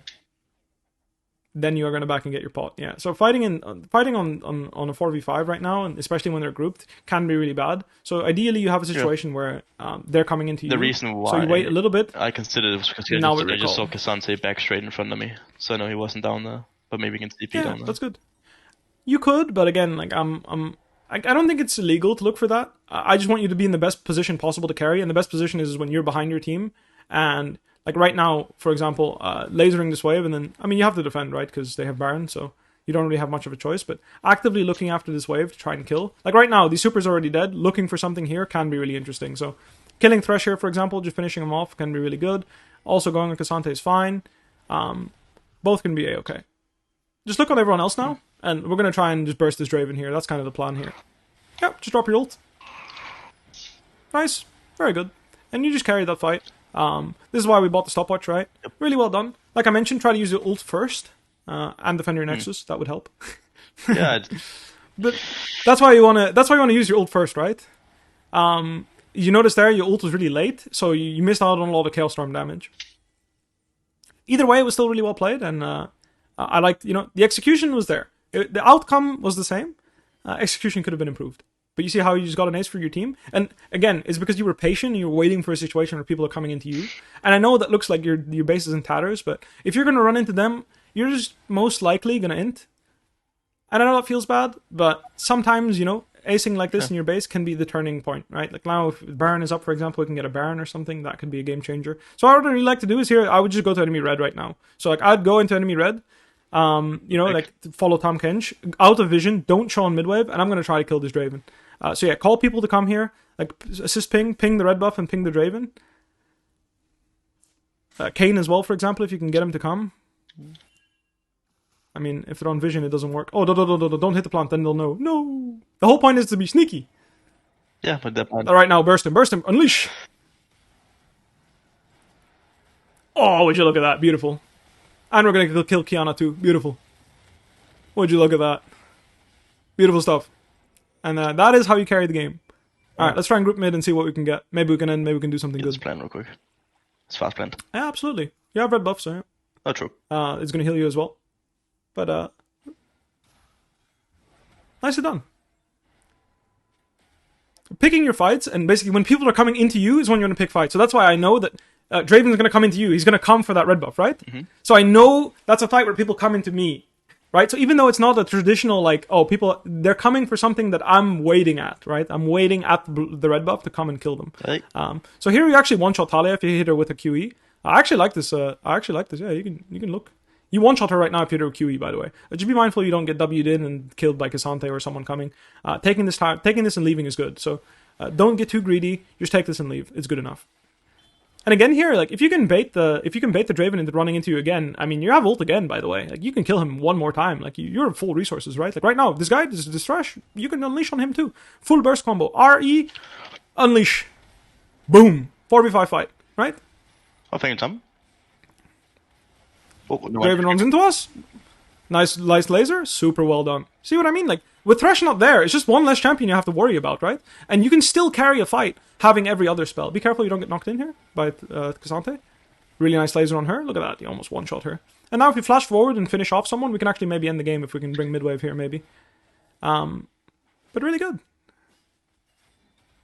Can be a little dangerous, but I'm down to take the risk. Little gravity field here when he does that. Not bad. Looks a bit sketch. Also be mindful of Kiana potentially flanking us. All good. Very nice stopwatch. And we run for our lives because we have done our job. You know, care for Draven ult. Yeah. Just keep it in the back of your mind. Try to pick a spot where you base where he hopefully doesn't ult you. Let's just recall. If he does it here, then I'm fucking shook, okay? I agree. But still, it's good to look out for it. You can flash it still. Mechanics, yeah.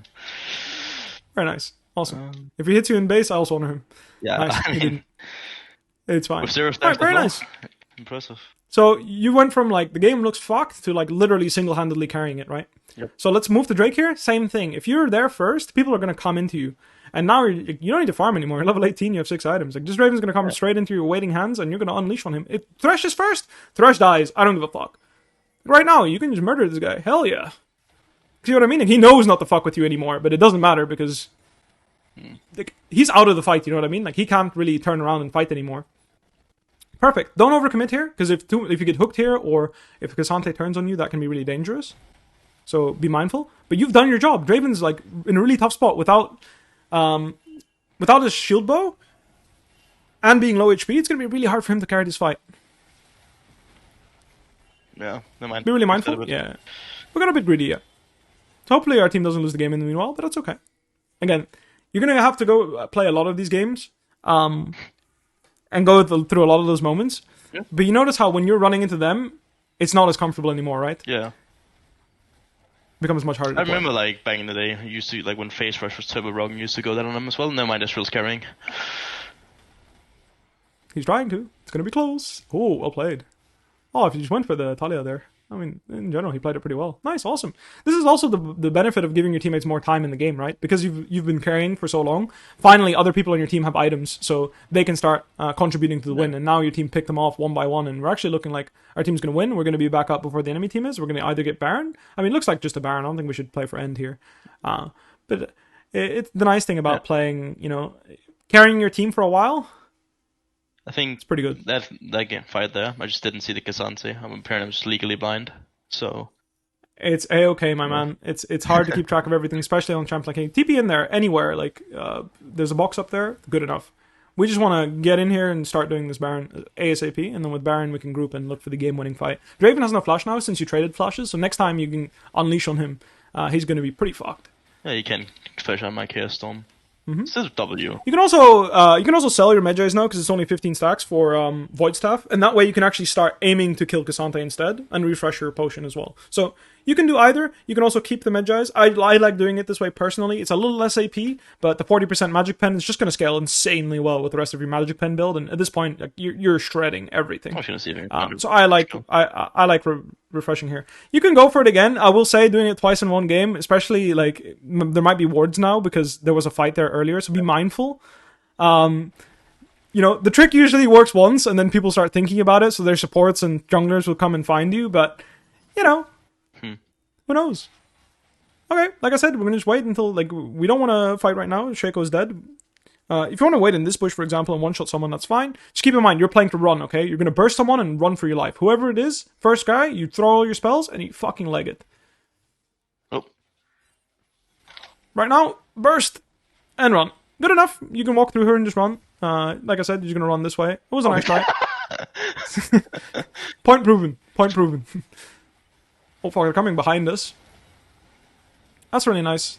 Thingy. We're going to spit out. Very nice. Oh. Little laser. Really nice chaos. Oh, really nice gravity field there. Oh, it was a nice try. All good. I don't think we lose. I don't know if we lose the game. I hope not. Honestly, it was a nice try. Obviously, we can. Oh, close. He almost got out. I mean, it was an NT. We ended up killing Draven. They actually came behind us, so that was a surprise. I don't think they can kill it. I think Shaco clones are just gonna one-shot it. Because I'm assuming Shaco's clone is gonna clear the wave too, but I don't know. I don't know what he's cooking, so I can tell him what to cook. You gotta get him out the kitchen. All right. What? Okay, he's cooking. Hold up, let him cook. Okay. Wait, why didn't he eat her? Wait, he's hella cooking. Hold up. Get this fucking Kiana out the kitchen. Hold up. Why isn't he killing the trash? I'm a bit confused. I don't know. I don't want to know. Dude, we are cooking. I respect it. I mean, I don't disagree with you, Draven, but nice. I'm not gonna flame. Not when I threw as well. Actually, hold up. I'm being stupid. But awesome. 2 people are dead, so we can either look for soul, or we can. I mean, again, like, so in lower MMR, usually you want people to come into you. You don't want to run into people because it's much harder to play the game when you're running into people. So I generally recommend, if you're trying to climb, is you make decisions where people run into you rather than the other way around. So like grabbing blue here, for example, is like, you can do it whilst you wait. You can also be with your team. It doesn't really matter. Blue isn't that big a deal. Yeah. But yeah, just making decisions where people come into you is generally better. So like what Shaco's doing right now, I mean, he's cooking. I don't know what the fuck he's cooking. I feel like that's like most Shaco players, if I have to be entirely honest. Like, they just cook. I agree with you. they are thinking about things that we're not thinking. So, hold up. He's okay. Cool. Okay, he's. Well, 2 ults were used, so at least that. That was a nice try. Be mindful here that you don't get collapsed on from the river, like by a hook or something, or Cassante. That can be really scary. Okay, not bad. We can just go on Draven here. Yep. He completely tunnel visioned on you, and I like the patience, like, you still have Zhonya's, you were very patient. You don't get one shot, you can tank a hit. Very good. You can also make a call to go bot here and try to end. You can base TP bot, for example. Or, we can just keep it simple, and we can just defend. Here, for example, like, you defending mid and then TPing bot, like your team going bot and then we TP on bot, could be a really good play. I'm just gonna look for this Talia again. I like it. Just be mindful. At this point, she can one-shot you too, okay? Okay.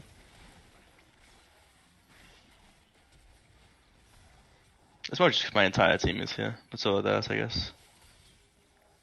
Yeah, I'm just saying, if she hits you with W, you will die. Oh, she didn't hit you with Q. But see, it hurts a lot. Alright, let's just base again, and we're going to TP out on the map after taking the mid-wave, or we can just TP out on the map. Who cares about the mid-wave, really? TP bot, there's a ward with where Shaco is, maybe. I mean, again, just think about the ward where Shaco is, like where your team is fighting. There's a ward there. Yeah. That makes sense.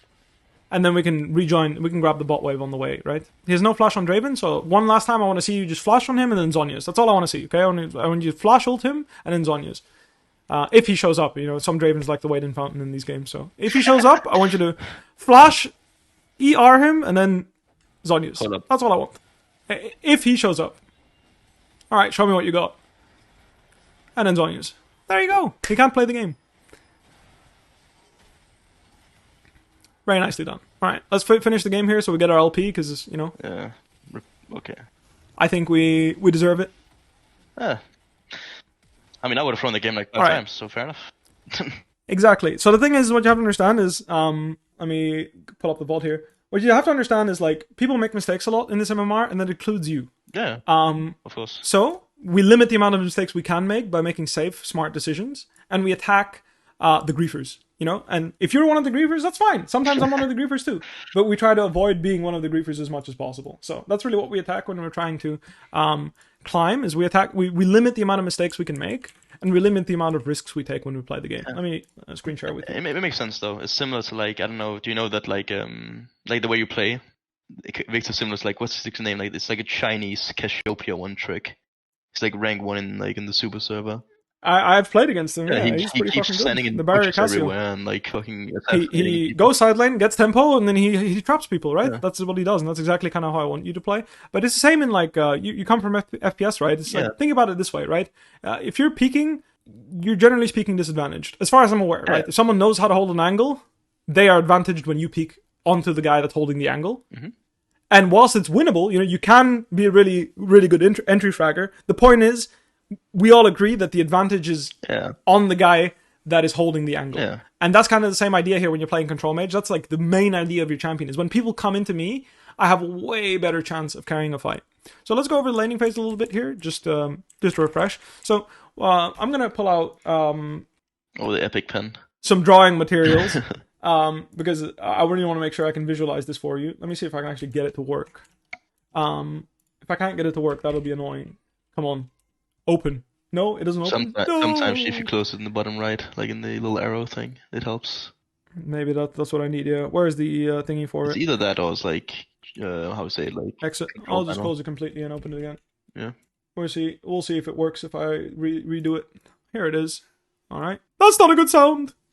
Alright, here we are. Nice. We're alive. Nice. Very good. The pen is alive. Awesome. I'm not very good at using this, so I'm going to try my best to use it. But I want to draw it for you. So, what I mean with, let me actually get to a point in the VOD where I can show you this. But what I mean when I want to look for a Q auto attack is basically, so this is your range, right? So if I draw your circles, like what? This is like your range? Yeah. Right? CSing a creep. So basically what I want you to do is I want you to start walking closer to the minion and into Qiyana's, basically increasing the amount of space you take, right? Because if you're here, this is your range. And when the minions start getting low, this is a really good way of asserting your zone, basically, right? You're basically taking more space by walking closer. So by walking closer to the minions, you're opening yourself up to, for example, Zed to Q you, for example. But it also makes it harder for him to CS. So versus Zed, this doesn't work because he's going to Q the wave. But versus champions like Qiyana, it makes it harder for them to come in and CS and run. Because right now, if you stand here, you're going to be able to hit someone here max range, right? Yeah, I mean... So the closer you are, the more time you have to react to him CSing. Because the thing is, you're obviously, you're not a challenger player. You don't have the reaction time and the ability to react to these things mechanically. So I like to overcompensate by standing closer to the creeps. And then that way it's easier when someone comes into CS, it compensates for not being the quickest. And even as a challenger player, like, it's good to take more space. Yeah. League of Legends is a game where whoever is winning is usually defined by the amount of space someone can take. So in a winning team in a competitive game, I think it is usually fair to argue that the winning team is the team that takes the most space, right? Yeah. This is usually defined by vision control, but if you look at a minimap, a team that has this much space, right? Let's say they are a bottom side team and they have all this control. That is having more space than the opponents, and therefore you are considered winning. Is this the only metric to define winning or losing? No, it is not. However, it is an important one. So that's what I meant with, like, here, I want you to step into the creeps. Yeah. And you do that to a certain extent, but you see how if you click really close to the minions, maybe you could have got that auto attack in and squeezed in that extra harass. And that's just a way to, optimize your harass. Here you do it really well. See, you step in, and you really step in, like you Q out, like, look at where you Q auto her, right? You stepped all the way in, and you Q autoed her at, like, what, 300 range? I'm going to pause the frame where you Q auto. Look at this, right? How much range is this from each other? Like, what, 250, 300? This is really close. But the point is, really close is perfect. I want her as close as possible when she's level 1, and I want her not in melee range, but as close as possible that is not melee range. Because that way I can really start harassing her. And even though she dashes out, your auto doesn't get cancelled by her dash. It's just a clean Q auto, and you're in a great spot to start pressuring her already because she has refillable, and you're going to be able to stick damage. So this is a concept that I use on Jace. This is a concept on any range versus melee matchup that you can use, is when you're stronger, take more space because it makes it easier to harass your opponent, and it makes it harder for them to CS. So it's both at the same time. Obviously, if you're playing in Zed and he's going to CS all creeps and hit you with Q, maybe don't. But same with Camille. You know, if she W's and hits you and the wave, maybe that's not a bright idea. But the way to solve that is you can take space by standing like outside, right? So for example, if you're playing, I'm going to give you the example because you mentioned struggling against Zed. What you can do is you can step like all the way in here, and then he can choose to Q you and then get -3 CS. And that's fine, right? Like, he wants to drop 3 CS to Q me, fuck it. Yeah. I'll take a Q for 3 CS. It's something you can think about. Whether you want to do that or not, I'm just giving you the option. I'm just helping you think about it. So same thing here. You ward and then you use the laser to CS. Very good. In general, don't be scared of using your spells to CS, especially, you know, as you're climbing. Like, it's good to be able to last hit creeps, but trust me, you'd rather use Q or E to get 3 CS than not. Especially when, like, realistically speaking, already from this lane state, she's pretty much jailed, right? What I mean by jailed is, like, you're gonna decide whether she bases or not, either by dying to a jungle gank, or by basing first. Or she decides to drop a whole wave, right? Yeah. So don't worry about using your spells on the wave. She's already fucked. You've done all the work. So use your spells right now. If you had 15 CS or 11 and she's like one health bar further, you have to consider you have way more health than you actually looks like. You have 300 more health than you currently have. Well, 240, sorry, they nerfed health potions. But right now you're 900 health actually, not at 700. Whereas she is very much at the health she's at because she's out of potions, pretty much. Yep. So keep that in mind. Also, when you're playing against champions like Kiana, like Zed, using your potions near full HP and losing some efficiency of your potion is fine. Because if you're full HP, you can't die. And that's better than, you know, being low HP, especially in 2v2s and stuff. Yeah. Remember when Chovy base TP'd against the Silas? Same mindset. Yeah, right? It's very true. Same thing here, right? Oh, sorry, go ahead. Yeah, I mean, especially if it's someone who's going to ignite you while you fight, right? Then your potions don't even full heal you. Exactly. Very smart. So same thing here, like when you know she's going to go in, like here, for example, you can take a little bit more space, like here, for example. Now, this is optimizing harass underneath the tower, but usually the tower range goes like this, right? It's a circle. I can draw it for you just to visualize it a bit better. But the tower range like goes something like this, right? Maybe it's more like, you get the idea, but standing here, it can be easier to attack and harass someone than if you're standing here. So the idea is taking this space is really good, and that's why warding this side can be very good. Now, note some junglers can attack you from the Raptor camp here, so be mindful. Talia is one. She can W over the wall, so keep that in mind. Like, she can W and stun you over the wall, so be mindful. But that's why like taking more space here can be really good to attack her and start deny her CS. And in fact, you usually want to stand behind the creeps that you have. So in this case, you have this nice little wave, right? So first, you're going to stand here to CS, to punish her. But if she starts trying to CS these creeps, you're going to move up and you're going to like basically match her movement, you know? You're going to try to follow her as you're harassing her. Now, keep in mind, League of Legends is not a 1v1 game. In this case, going up here to start harassing her when she's trying to get this CS can be really dangerous because there is still a jungler. So, Talia can obviously W over this wall. With this ward, you're going to be much safer playing here. So I generally, like, if you ward, and you should ward, try to stick around here. Always towards the side you warded. And if you have no wards, try to play towards the side where your jungler is, usually. Because then if you start running into that side, maybe you can survive. Either way, really nice auto Q. You know, hitting E is obviously going to be better, but you know that as well as I do. Not something I need to tell you, and there's no shame in missing skill shots once in a while. Yeah. So he started pushing this wave, and I just wanted to mention that, like, this is what I meant with, like, even if Kiana comes back right now with a tier or a longsword, you still have your pot. You're still very much able to start lasering her down. And yeah, you're not going to run into her and Q auto her, but even if you base TP right now, or fast push and then base and walk back, that's not going to change the way your lane is going to interact, right? Like, that amp tome isn't going to change how you behave. It's going to change the amount of damage you do, but not the way you approach the laning phase, right? So the first question I want to ask you to really drive that home is, if you buy this amp tome, are you looking for a solo kill on her? No. In other words, you don't need the amp tome to continue staying and farm every creep. Not particularly, right? Especially because she doesn't really buy defense-wise many things, right? It's just I still do the same amount of damage as I did before.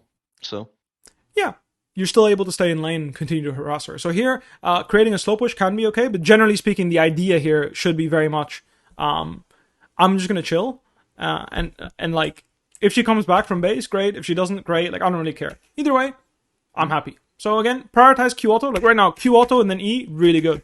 Instead of auto, Q auto, sometimes people can get out of range, so that can feel bad, because right now you would rather have the little zap, right? I mean, I prefer that. I'm sure you prefer that. I mean, the clink sound is immaculate too. But generally speaking, prioritizing your Q auto at any given point and guaranteeing that damage goes off, pre-6 at least, is really important. And then when you're trying to kill people, R first. And then you RE Q auto. That's kind of the idea in the burst combo. Anyway, now we fast push because obviously she needs to base. Like, look at her HP, look at her mana. So, in other words, our plan here changes, right? So before this, we were like, we'll just chill and see what happens. But because her conditions are terrible, because she just took a terrible trade for whatever reason, I don't know, she got bored. I think if she just suffers slowly, maybe she can stay 1 or 2 more waves. But point is she's in a really bad spot and she should have based. However, she didn't. And because of that, we, after sending her home, recognize now this is our opportunity to start fast pushing because she's in base guaranteed. And together with the last wave we had, so some of the range creeps that we had from the last wave that we saved, plus the next fresh wave, we're going to be able to crash this wave before she gets back, and we can get a good base. Now, it is a cannon wave, so it's not so much about denying her creeps. It is more about accumulating the biggest mass of gold we can get before we go to spend. Right? So in this case, it's about you getting more money. If she stayed there, like after I shoved the wave, and then while I'm like backing, right? You can cancel your base and go fuck her, or you can TP. I don't mind. Okay. It's up to you. Whatever you feel like. I think both are really viable options. You can TP and then go ruin her life, or you can do it without TPing. In this case, you shouldn't use your TP because you can do it without TPing, right? But just keep that in mind. And the other thing is when someone's really bad resources, you can really like start walking here, you know, like don't take a tower shot is what I would recommend usually. But like, you know, just to give you the idea is like start going here and like look for this laser max range, you know, when she's down in the turret here, behind the turret, look for that laser, make her cancel her recall, make her go all the way back. Yeah. Trust me, she'll hate it. I mean, that's like... you'll hate it too when someone does it to you. I mean, it's similar to like, I think it happened later in the game where it's like Talia's like next to me, but it doesn't matter because Kiana doesn't have any resources at all. Yes. And now I will talk about that as well, because I really want you to focus Talia there. So the idea there is you chunk Talia and leave. Because the thing is, I want you to have the mindset I want you to have this mindset, okay? Okay. What would you say Viktor's power curve is? If I draw time and gold. Time and gold. Well, I would say he's like pretty... What do you want your power curve to be? A bit towards gold, I guess. I don't know. No, I mean, as in like, okay. Oh, like that. Okay, yeah. What I mean is like, as time goes on, how do you want your gold curve to look like? Are you a champion that wants to do this? No, it's just like a pretty... shies away from gold, but like does a lot of action early game? Are you a champion that wants to be... I mean, honestly, I'm not too good at drawing graphs, so maybe this is confusing. But my idea is you want to be a champion that does something like this, right? Yeah. You really want to... As the game goes on, you want to be earning more and more gold. Yeah. Right? Yeah. You don't want to be a champion that like earns a lot of gold and then like... As the game goes on, I suddenly have no gold. I don't know if my graph makes any sense. I'm bad at maths. No, I'm sorry. It's time at the bottom and then GPM at the side. It's time at the bottom? Yeah. It's gold here and time at the bottom? Yeah, okay, that makes sense. Let me redraw that for you. Graphs always like, they move left to right. So it's always like, you move... Thank you. I appreciate that. Yeah. So time is at the bottom and gold is here, I get right? what you mean, like GPM. Thank you. Yeah. Exactly. So in other words, you would want your curve to be something like this, right? You start with low gold gain because you're weak, and then you improve the amount of gold you can get. And obviously, if you can do this and just immediately start earning a lot of gold and maintain your gold income, that's really what you want, right? So you really want to make sure that you earn a steady amount of income, right? Yeah. This is what's important because you really want to make sure that you get all your items. So I appreciate you for correcting me. You see, one thing that is really important to remember in life, just because I'm good at video games doesn't mean I'm good at things that, normal people are good at. Oh. So, I'm pretty dumb about some things, like graphs, for example, so I appreciate you correcting me. But that's what you want. In other words, when you have an opportunity to neutralize enemy mid laner, great. That's a positive win. Now, if you can neutralize enemy jungler, also great. A positive win. You shouldn't feel the need to kill your lane opponent. Yeah, it'd be great if you can, but if your enemy jungler comes to cover him, so what? I'm just going to neutralize enemy jungle because, again, my ideal game goes this way. I want a consistent amount of gold. So if enemy jungle can't attack my gold income, if enemy mid laner can't attack my gold income, then who is going to stop me from farming? The answer is no one. Well, in this case, Draven, because he came mid. But hey, that's right. Yeah, it's Draven fresh. You get the idea, right? So here, when you end up really ruining her lane state and you put it to 1 HP and like you're doing really well. Like these lasers are exactly how you want to play Viktor. And you're going to chunk her out here because again, like here you don't follow her, which is a good habit to have. However, after this laser, she actually reaches a point, as well as the fact that you're full HP, right? She reaches a point where if you all-in fight her and she full combos you, this is champion knowledge, right? You have 1k HP, if you pop all your potions when she all-ins you, even if she ignites you, you will tank her, and she will die before you die because you have Chaos Storm, right? Mm-hmm. So you can completely minimize the amount of influence she has by following her. Because you're stronger than her. If I can't kill you, but you can kill me, you're stronger than me. Oh, sorry. As in, I'm stronger than you, because I can kill you and you can't kill me, right? Yeah, it doesn't matter. So in this case, you can kill Qiyana, but Qiyana can't kill you. So you're stronger than Qiyana, which means that a 3v3, logically, you're stronger than her too. Well, a 2v3. Kane's bot side. It's 2 shakers. Sure.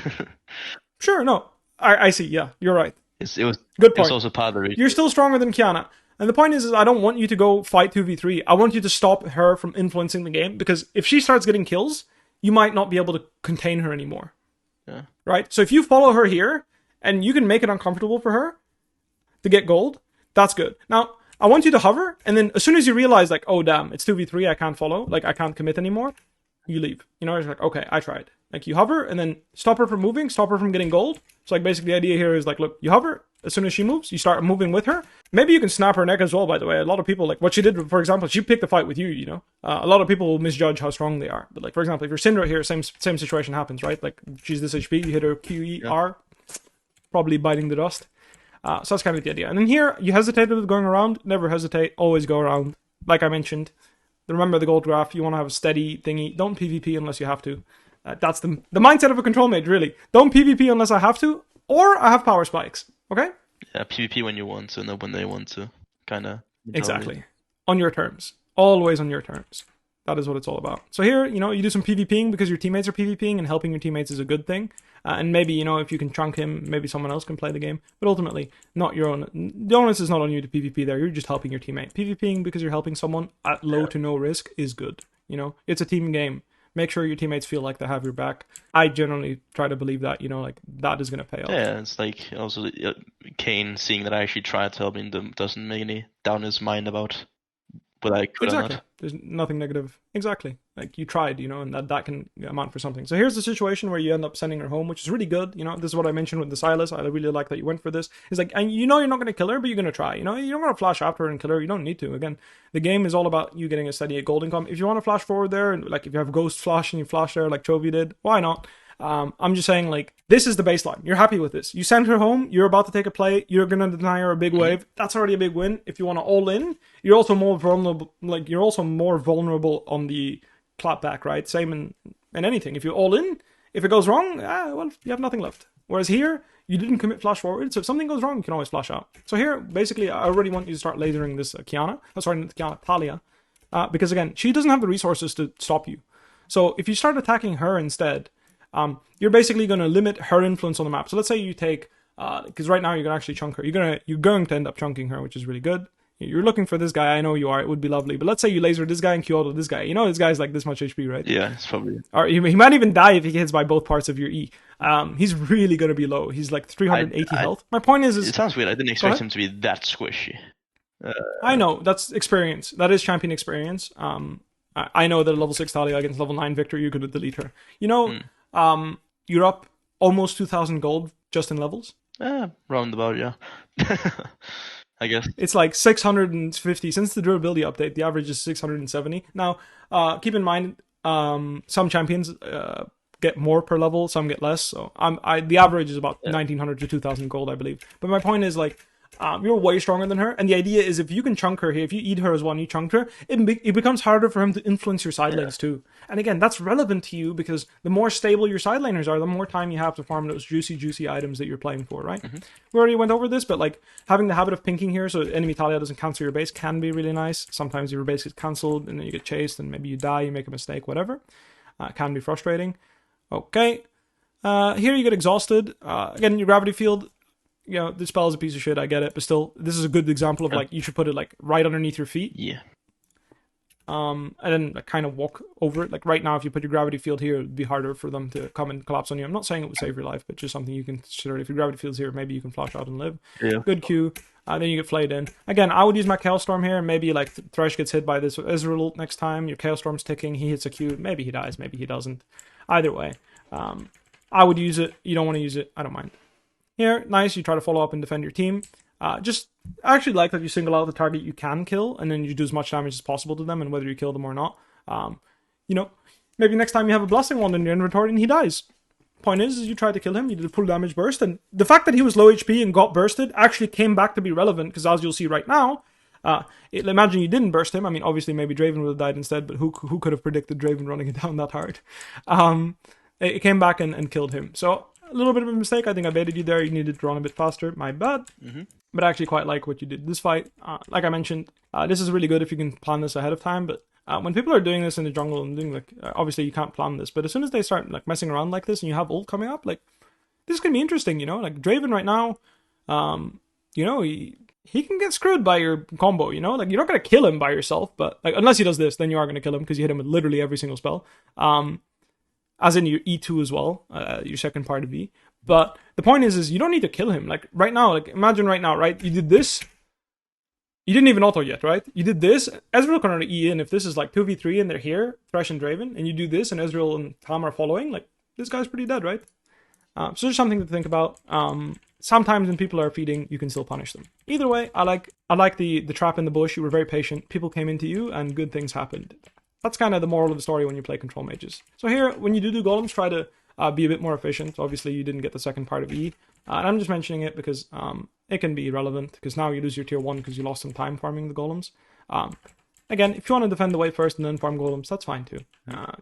It's good. Good call, you know. Telling your teammate, because like here you're like I audibly heard you say and you did a question mark ping, and the thing is your brain is saying I don't think this guy's allowed to take this wave, right? Yeah, my brain is just basically going, wait, what? Because exactly, transition that into a fucking kill this guy, like on my way, and like ping on his head, you know, like kill, because I agree with you. You know, there's something telling you this is wrong, and you're right. It is wrong. He should die. And it's good that you're calling. And it's good that you do see that. What is best is that you can tell your teammates, hey, this is illegal. Because now Kane saw it. Trust me, not every game your jungler will see it. Even in my games, sometimes free kills are missed. And it's just good. So here, I wanted to bring this up. Because this is a very complicated concept. It takes a little bit of tracking of multiple things. But since you have background in FPS, I'm going to go ahead and explain this to you. Basically, you're marking people, right? So in FPS, being aware of where people are and where they're going is really important, right? I'm assuming you play either Valorant or CSGO? I play CS and Rainbow Six. Okay. Oh, there you go. So Rainbow Six. It's really important to know who's defending which site, and you need to be aware of who can move and who can't, really, right? Yep. Same in League.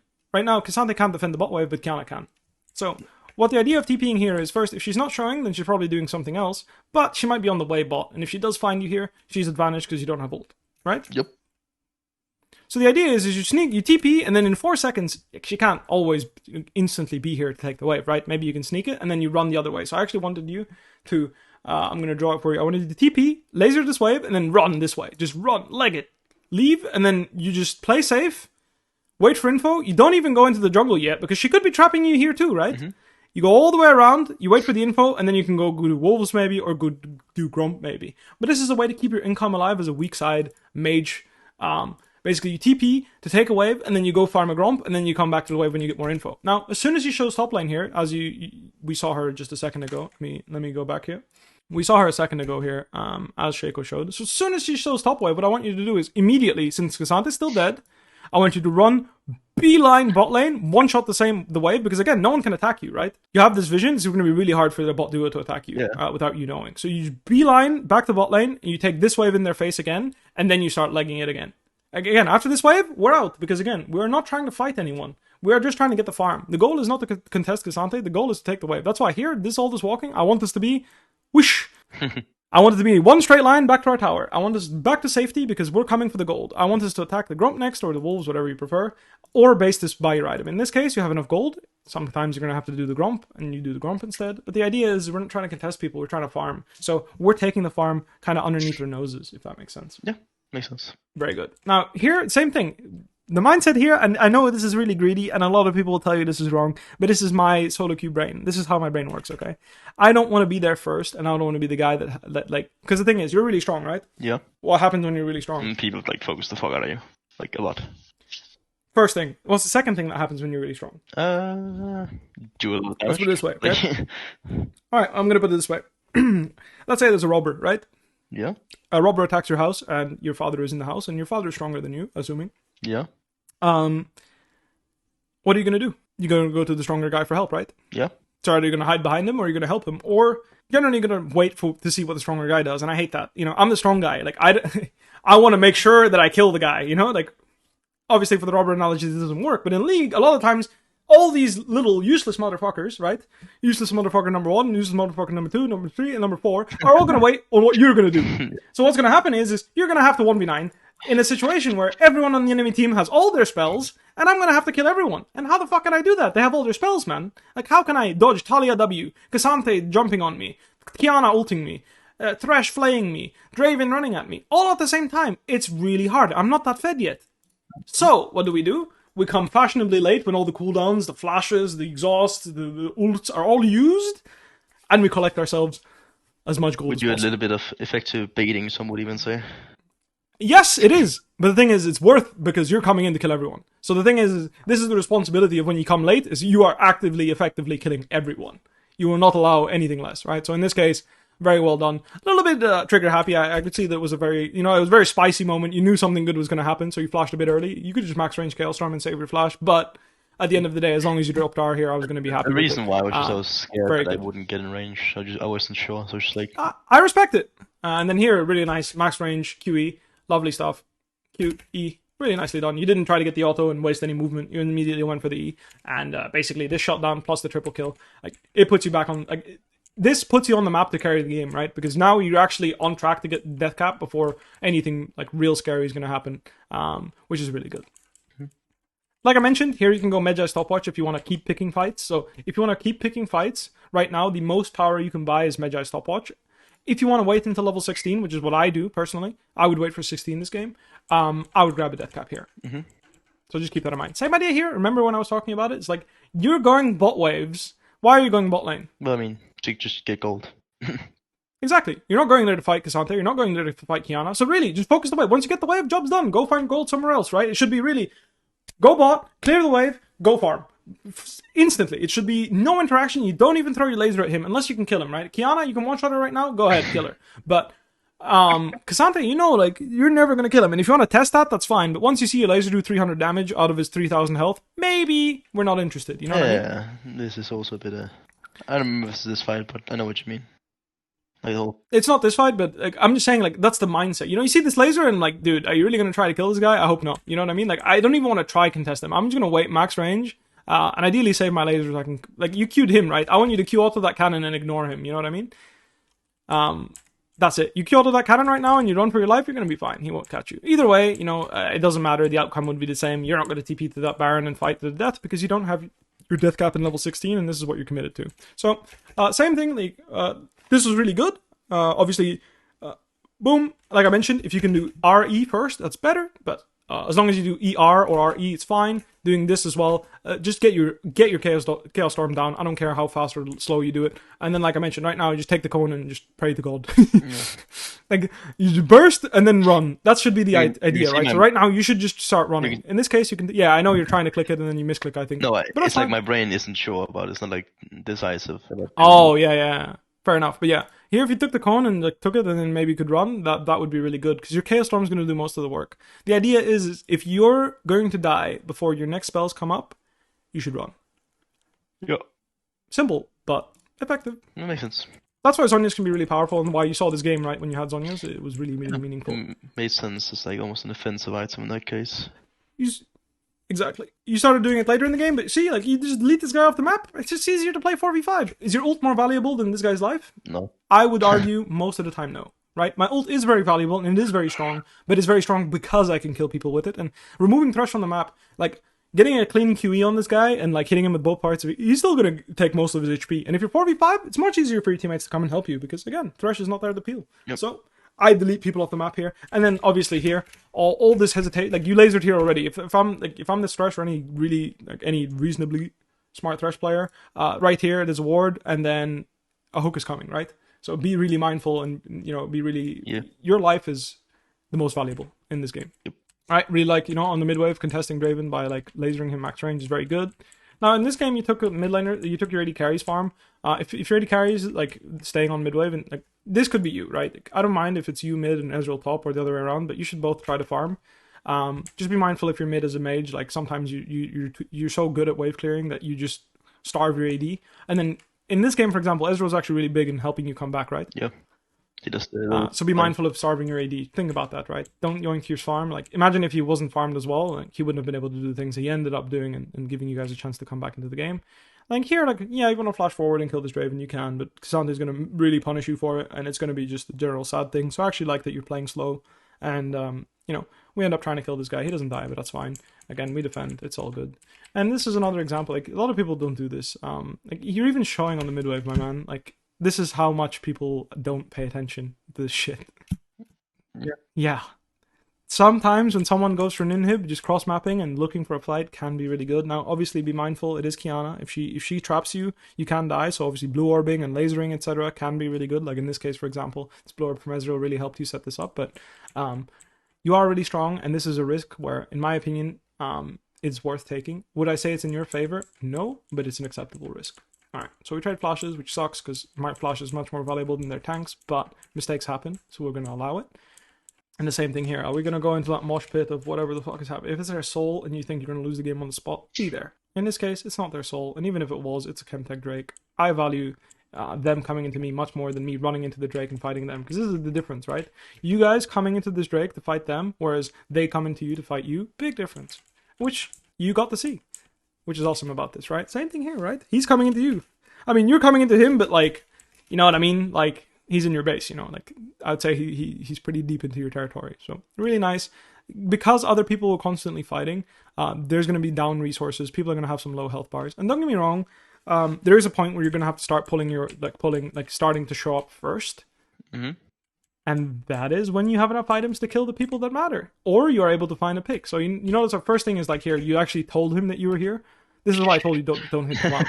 This is a risk you take, okay? It's better to walk in here and they have vision on you and then just try to outplay your way out. But this is just literally a gamble, right? I'm saying if you don't kill Draven, like I'm saying to you, right? And that's the decision I want you to... I'm saying if you don't kill Draven at red, I don't know what's going to happen. Yeah.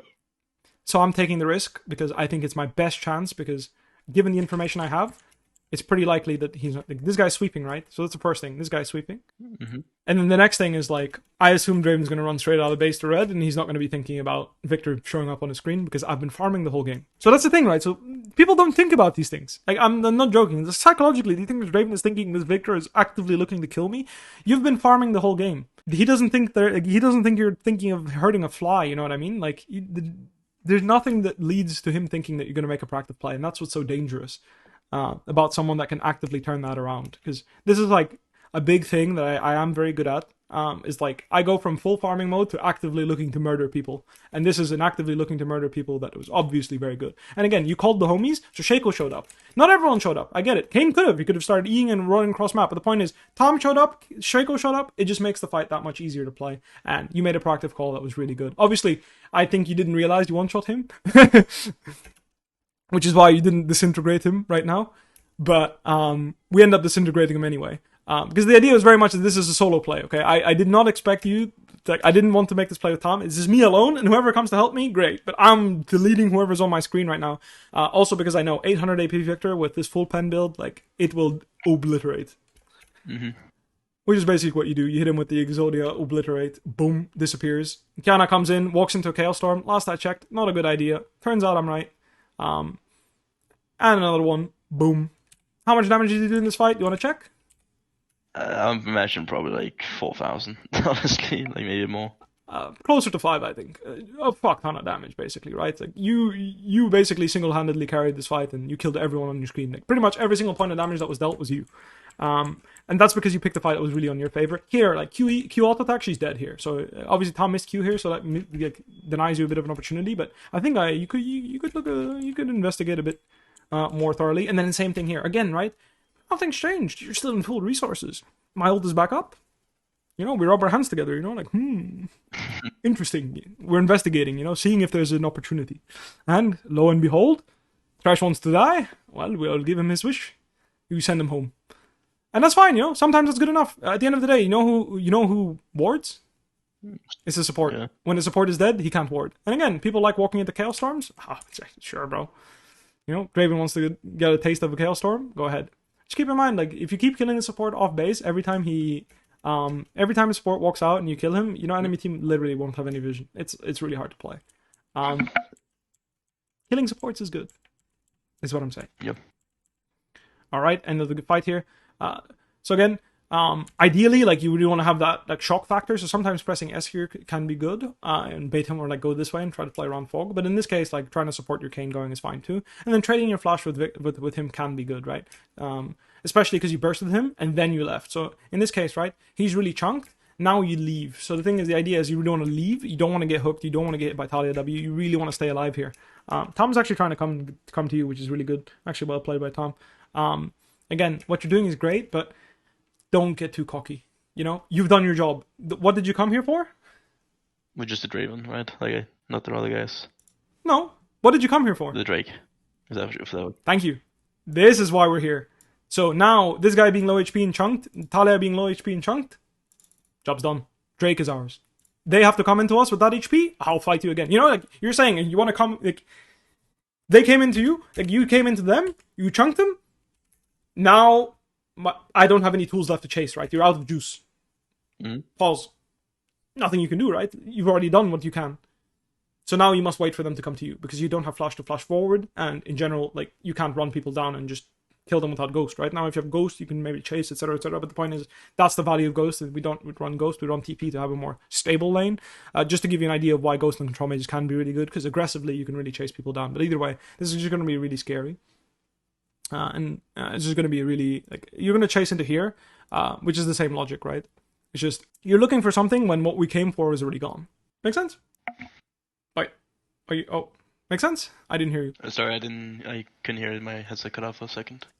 Okay, no problem. So what I said is like, we got what we came for. Drake just died. Good enough. Let's wait for ult to come back up, and then Draven no flash. It's going to be really hard for him to fight when you Chaos Storm. Like, even if you just Chaos Storm at his feet, it misses, and you just right click it, the Chaos Storm on him. He has this little cloud following around, and trust me, he does not want to stand in it.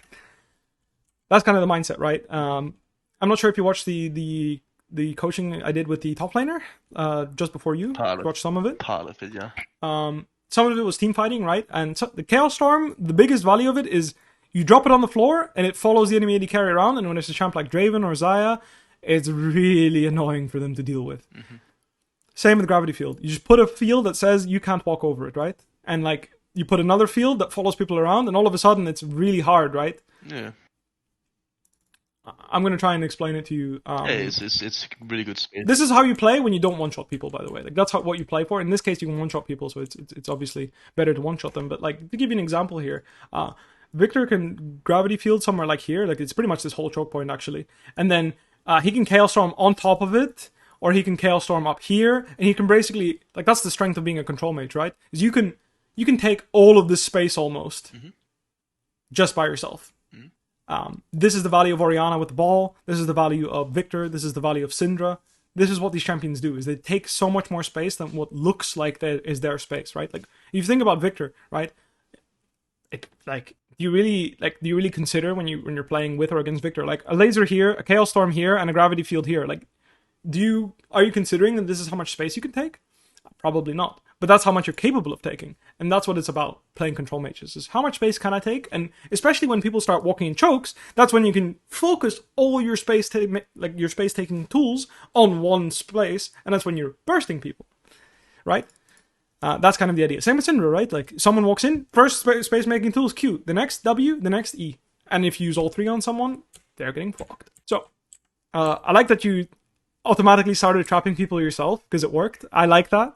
Something worked, you try it again. Just be mindful. You trap in the same space, people are going to start becoming wary, like I mentioned. The two pinks incident. Yeah. People are going to start doing this. Either way, you remove Talia from the map because she came too close to you. Very good. No, you didn't even need her. That's how much burst damage you have. And obviously it was a little bit awkward that Draven showed up, but a really nice laser. And then W was really good. Just a bad fight, like I said. Like, this is where you're running into people and you're making it uncomfortable. Now, obviously, it was just basically not a great spot. Even in this, like, not so great spot, you managed to look how much damage you do to Kiana as well. By the way, you proc her Maw. Like, if she didn't have Maw, she'd be pretty much dead right now. But you proc her Maw, take pretty much the whole Maw. You one-shot Talia, and like you still do a crap ton of damage. Like in this fight, how much damage you do? Like 4k or so still, right? Like you still do a lot of damage, maybe 5 or 6 actually. But yeah, pretty good. Here is a much better example of like, let people come into you. It's so much harder to outplay you, like outplay someone when you're coming into them. And there you go. This is what happened. Like, this is what I mean. This is you. This would be you right here, trying to kill Draven 20 minutes ago. Running into 1, 2, 3, plus the Fed guy, by yourself, almost always ends in this. Yep. So keep that in mind. Really try to think of an opportunity where you have equal numbers before you take a risk.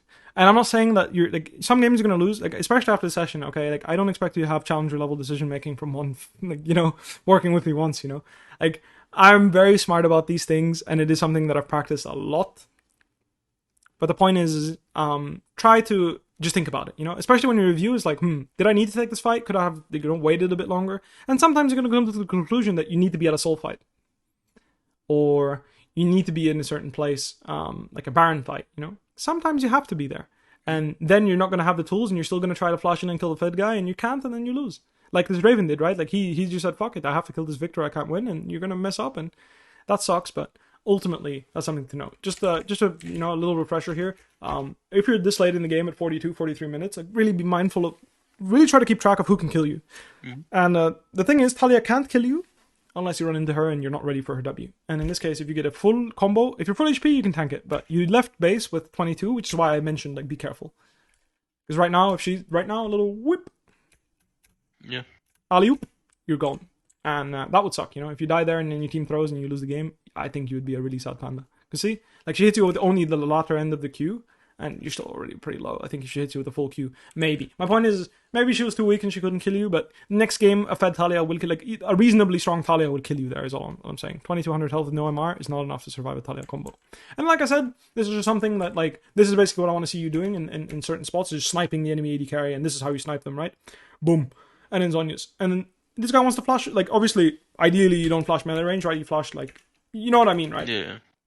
You flash in a way where it's like, it becomes really awkward for him to go forward, and also really awkward for him to go backwards. But the Chaos Storm here is going to make it really hard for him to play the game, and just generally, like, this is what I want to see. It's a nice flash burst combo.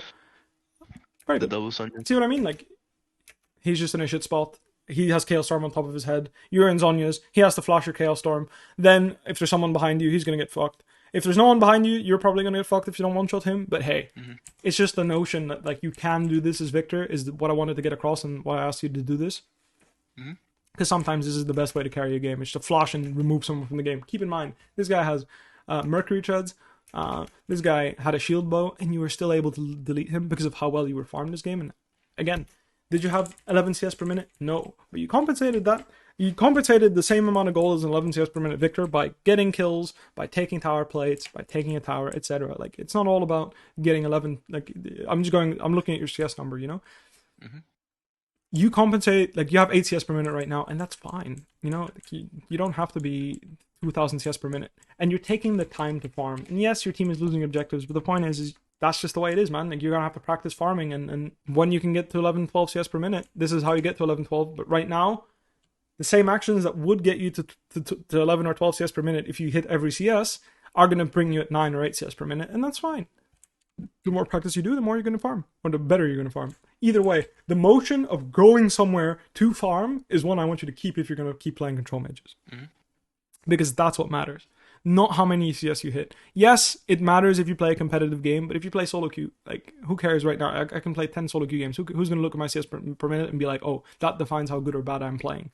Like, I think that would be really weird, Maybe someone would do it. Yeah. But anyway, this is the power of Viktor. This will work on Orianna. This will work on Syndra. This will work on anyone. Obviously, the actual fighting portions will look very different. Viktor's way of fighting is very much putting, like, he's pretty short range, all things considered, right? Compared to Orianna or Syndra or Azir. But this works really well on any control mage. Even works on LeBlanc. I saw you play a lot of LeBlanc, so definitely champion you can do this on too. Just on LB, you're looking more aggressively for these red buff picks, for example, right? Like, you're going to start doing this way earlier. You can start hopping walls to do this, right? So just to give you a little bit of insight, like, after you do this wave, for example, after you do this bot wave, for example, I'm just giving you a random notion. Like, after you do this bot wave, rather than base, you're going to walk here, take the cone, W over this wall, and then start hunting for a Talia kill, maybe on golems, maybe on raptors. Like, I'm just giving you ideas how to carry on LeBlanc here. Obviously, won't always be good, but think about it. Yeah. Awesome. That's going to be it for me. Just? Anything else you'd like to ask? Not at the moment, no. Not at this. Awesome. There's a Discord channel open. You should be able to see it. Where? There's going to be a Discord channel right here on our Discord where you can ask me follow-up questions. Yeah, just follow up. So anything comes up in whenever, basically, feel free to reach out. I'm going to talk to you. All right. Cheers, awesome. Peace. Thank you very much. All right. I have an important call to take, so I'm going to have to cut the stream short here. I appreciate everyone for joining. Thank you very much for watching. Of course, I was reading chat a bit and I saw that people were a bit triggered at the very start. Sometimes it could be hard for me to give advice on like how to play a champion. The reason why I still do it is because it's I think it's an important part, and like even if it's basic and doesn't look like a big deal, refreshing on the basics is really important. So thank you very much for joining me. I appreciate you guys watching. Thank you for joining me. I appreciate you guys. Have a wonderful rest of your day or night, and peace out.